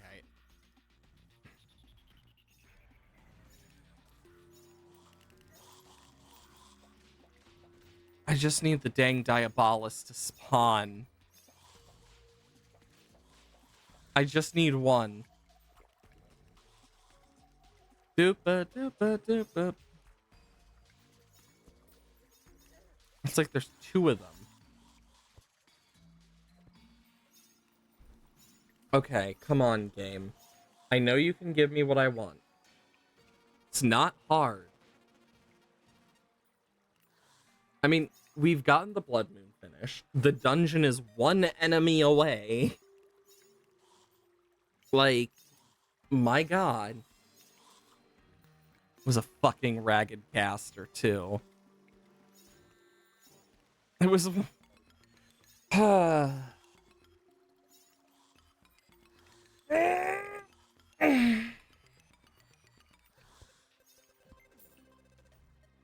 I'm gonna do this.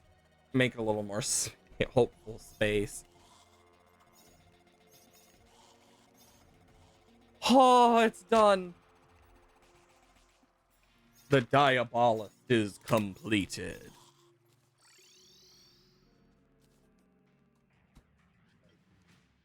Boo doo doo doo doom doom.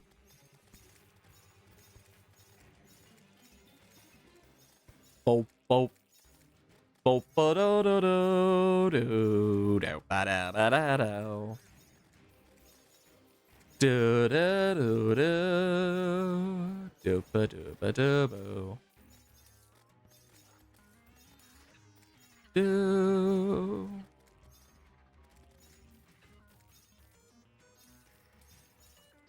Boop ba doo ba doo ba doo ba doo ba doo boo.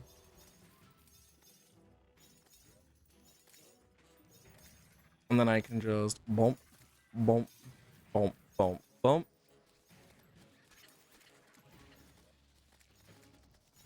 There we go.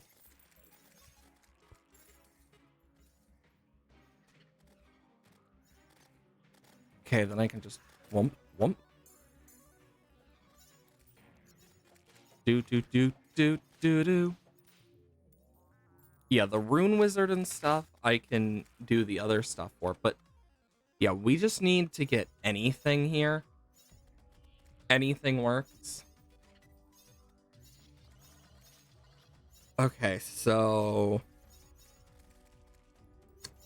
Like, we have so much stuff done. So, like, we're doing really well.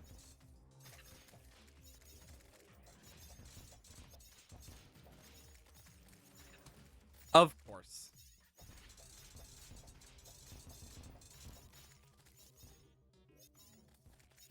I got another coin gun? I keep getting like, I've gotten several coin guns, but I have yet to get the damn trophy. Doom. Doopa doopa doo doo. Doo doo doo. Doopa doopa doo doo. Another black spot. Oh boy.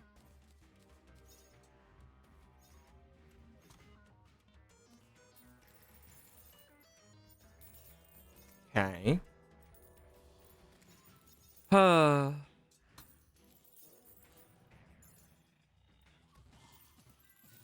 Okay. I just want a damn trophy. Doop, doop, doop.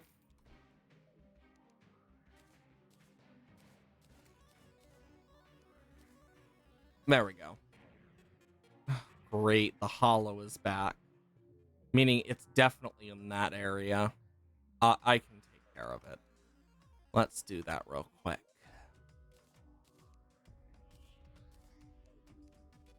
I don't know why the pirate theme is still playing. Probably because that guy, actually. Well, anyways.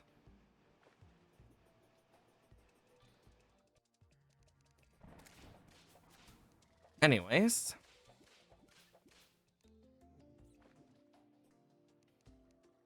No.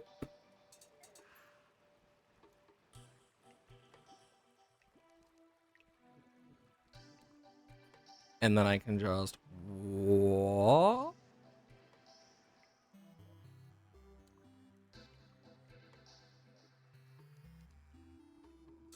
Then I can go... Meow.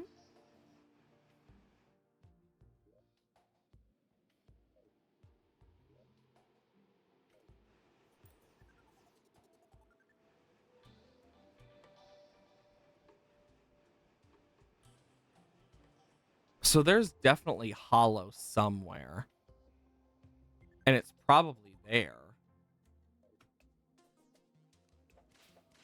I just need to find it.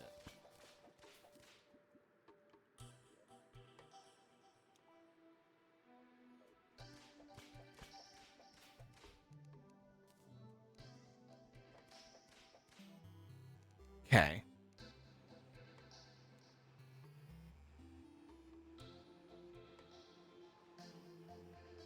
Okay.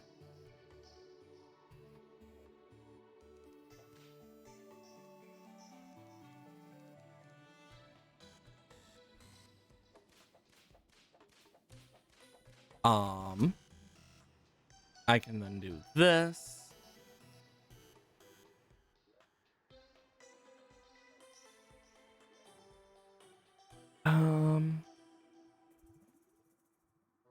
It's possible that could have some hollow in it. Let's go back to base and see if it's still there.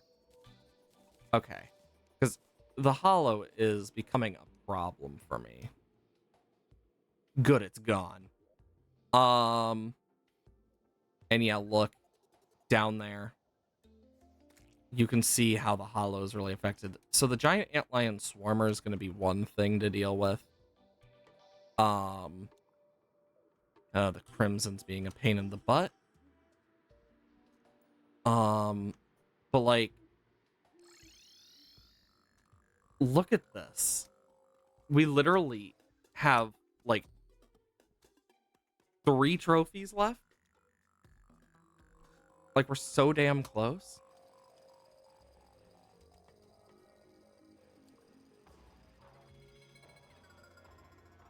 Tired of the damn crimson right now. I definitely need to like clear this place out of like everything eventually. Let's grab a quick Eternia crystal, and let's do a round of Eternia stuff. See if we can get the Betsy thing. If not, that's okay. Apparently I put that in there. Oops.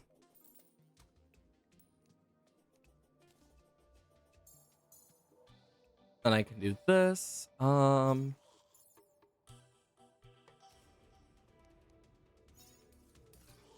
Boom, boom. Doopa doopa doopa doop. Ba ba da bum. Do do do do. Do do do do. And there they go, just bit by bit. Okay.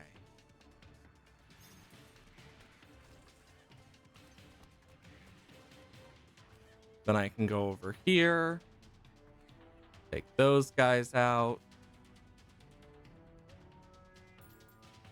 Womp. And then skip. Wave 2, baby. I mean, at least this is a good theme. So it's like really nice to listen to for me. Do do do do do do do do. I love the Old One's Army theme. Boop boop boop boo doo boo. Do do do do do do do. Do do do do do do do do do do do do.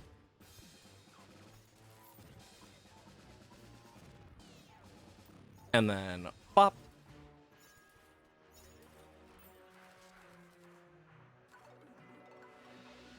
Bop. Bop. And bop. Bop, bop, bop. Bop, bop, bop, bop, bop, bop. We're doing really good with this. Bonk, bonk. Shink. And there go the swords, stabbing away. Doop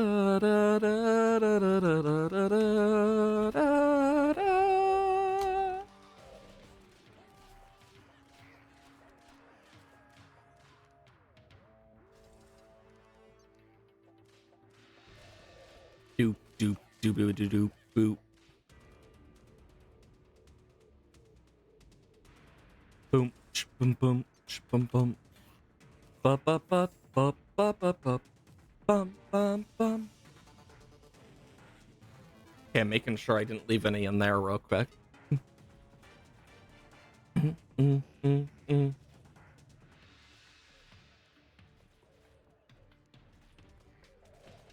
And I take out the Dark Mage.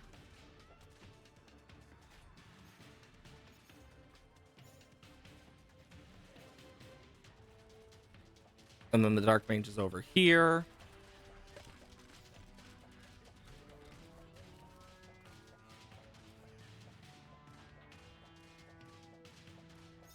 Then I can do this. Do do do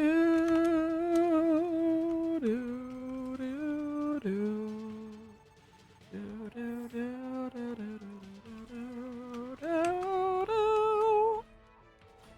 Take this guy down.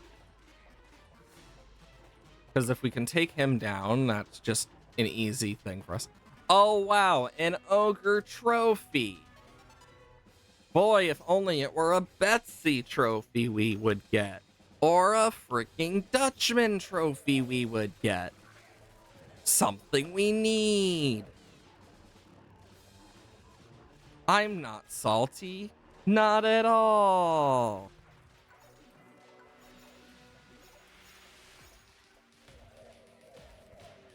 Okay.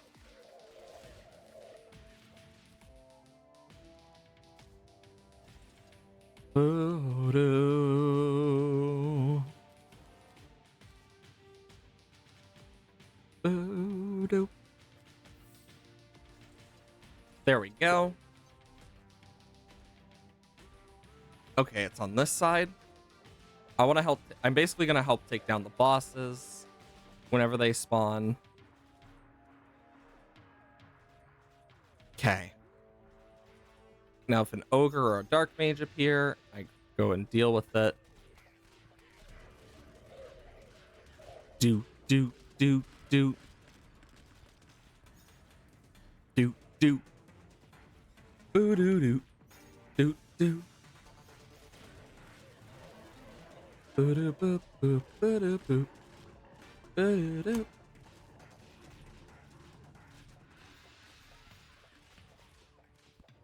Okay.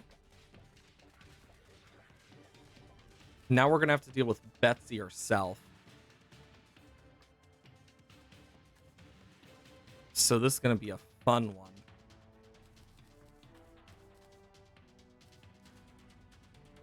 Boo doo, boo doo.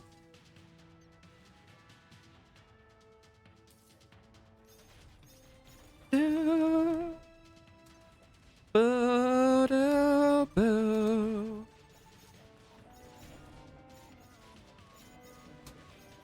Ha ha!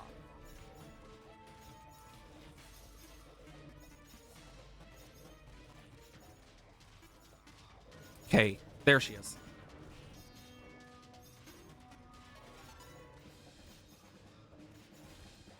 Dive below. There she goes. And no trophy. Another flying dragon.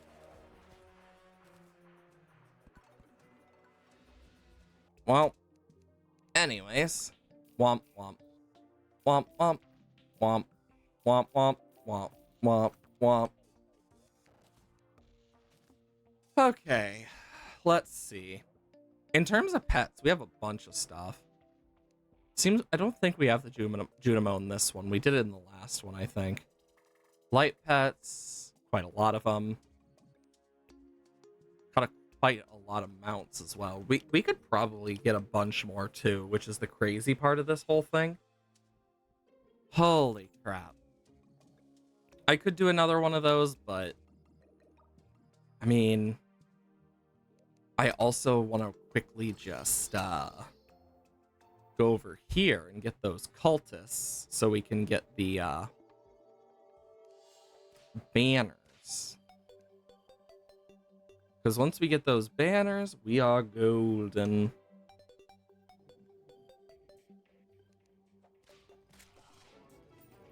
Anyways. Okay, so the main things we need to look at now are honestly pretty good. We also, I want to check for a digger banner. So that would be next to black slime, toxic sludge. So after this, yeah, I don't have a digger banner. Does the digger have a banner? Digger Terraria. Oh no, it literally drops a worm banner. So no, I already have it. That was good to check. Yeah, I'm gonna need to go through these and stuff probably a bit later and just sort these and be like, oh yes, for this I need to go boop, boop, boop, boop, boop. Meaning I can probably shorten this down to like one less chest, if not close to it. Like, look at this. We are crazy here. And then we have 2 for Rock Golem and Rune Wizard. 1 there. The Spore Zombie, which actually we can... if we get it to nighttime, we could have done it. Actually, I know when to do that. Boom.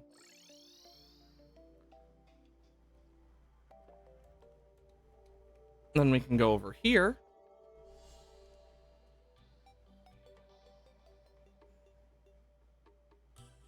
Do-do-do-do-do-do. Okay.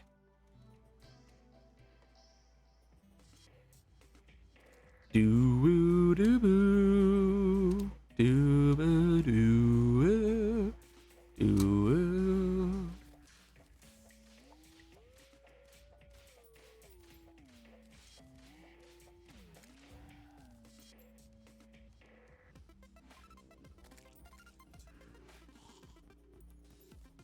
Okay, I need spore zombies, which...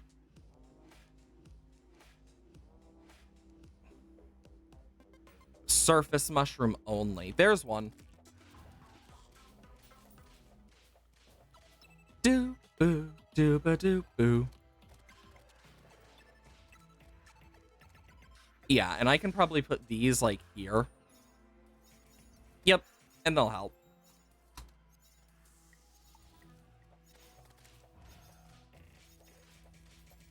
Yeah, because things shouldn't spawn if I stay down here, but I want the spore zombies to appear so I can take them out.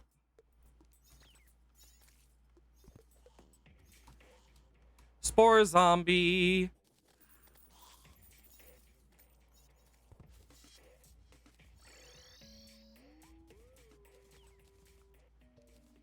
And then that.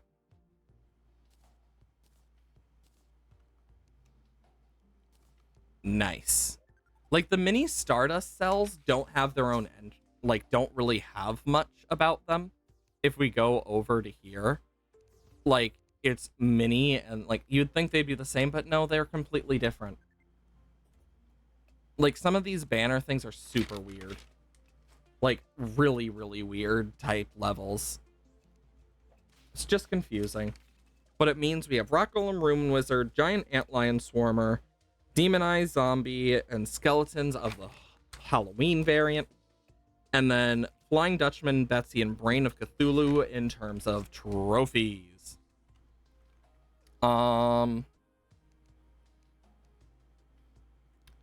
Vertebrae.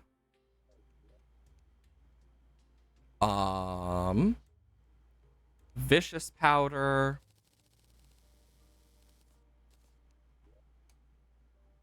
The closest crimson I can use is probably there.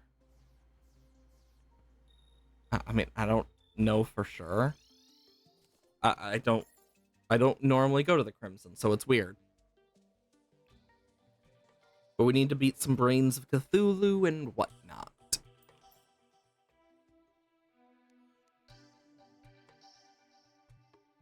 Oddly laggy all of a sudden and slow. It's random. Doesn't happen a lot. It's almost like the game doesn't want me to do this. What's it trying to hide?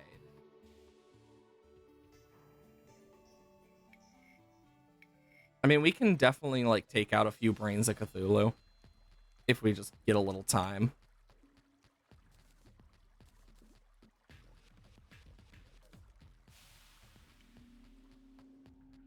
Let's just quickly go up here.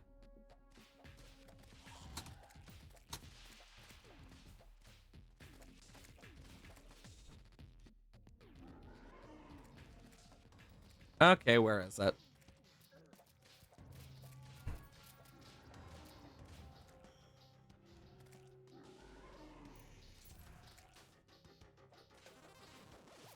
The eyes just die so damn quickly.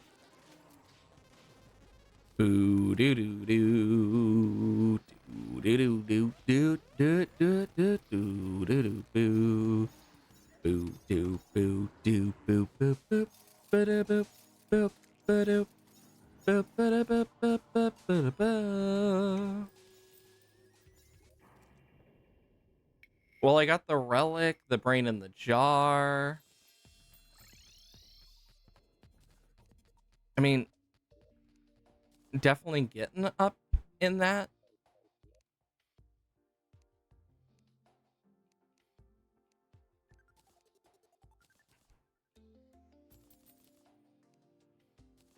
I was really hoping we'd get something useful. A meteorite has landed. Oh, wow. How nice. Please don't.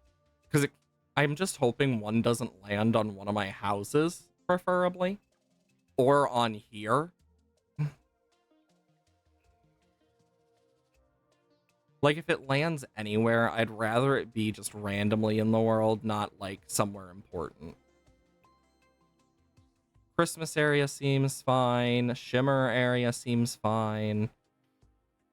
See where it could be. That's where one was. If I put, like, a bunch of meteorite in a place, that would probably help stop meteors by a lot. I think what I might do is start clearing this now, like, of all of the crimson and shit. Either way, though, if you're not already a part of it, !dislab in the chat. We have our Discord and all sorts. I stream every Monday, Wednesday, Thursday, Friday, 8 a.m. to 12 p.m. CST. T. And the days I don't stream, !YouTube, where VODs come out on the VOD channel. If I am sick in any way, etc., that comes out on the Discord. If something happens, I announce it on Discord, as well as when I stream. And if I stream on a day I normally don't stream. And I try to release something if I'm sick or not going to be here, if I remember to. It just depends. Other than that, I hope you all have wonderful weekends. I'm going to get going to get ready for my partner to be here, so I hope you all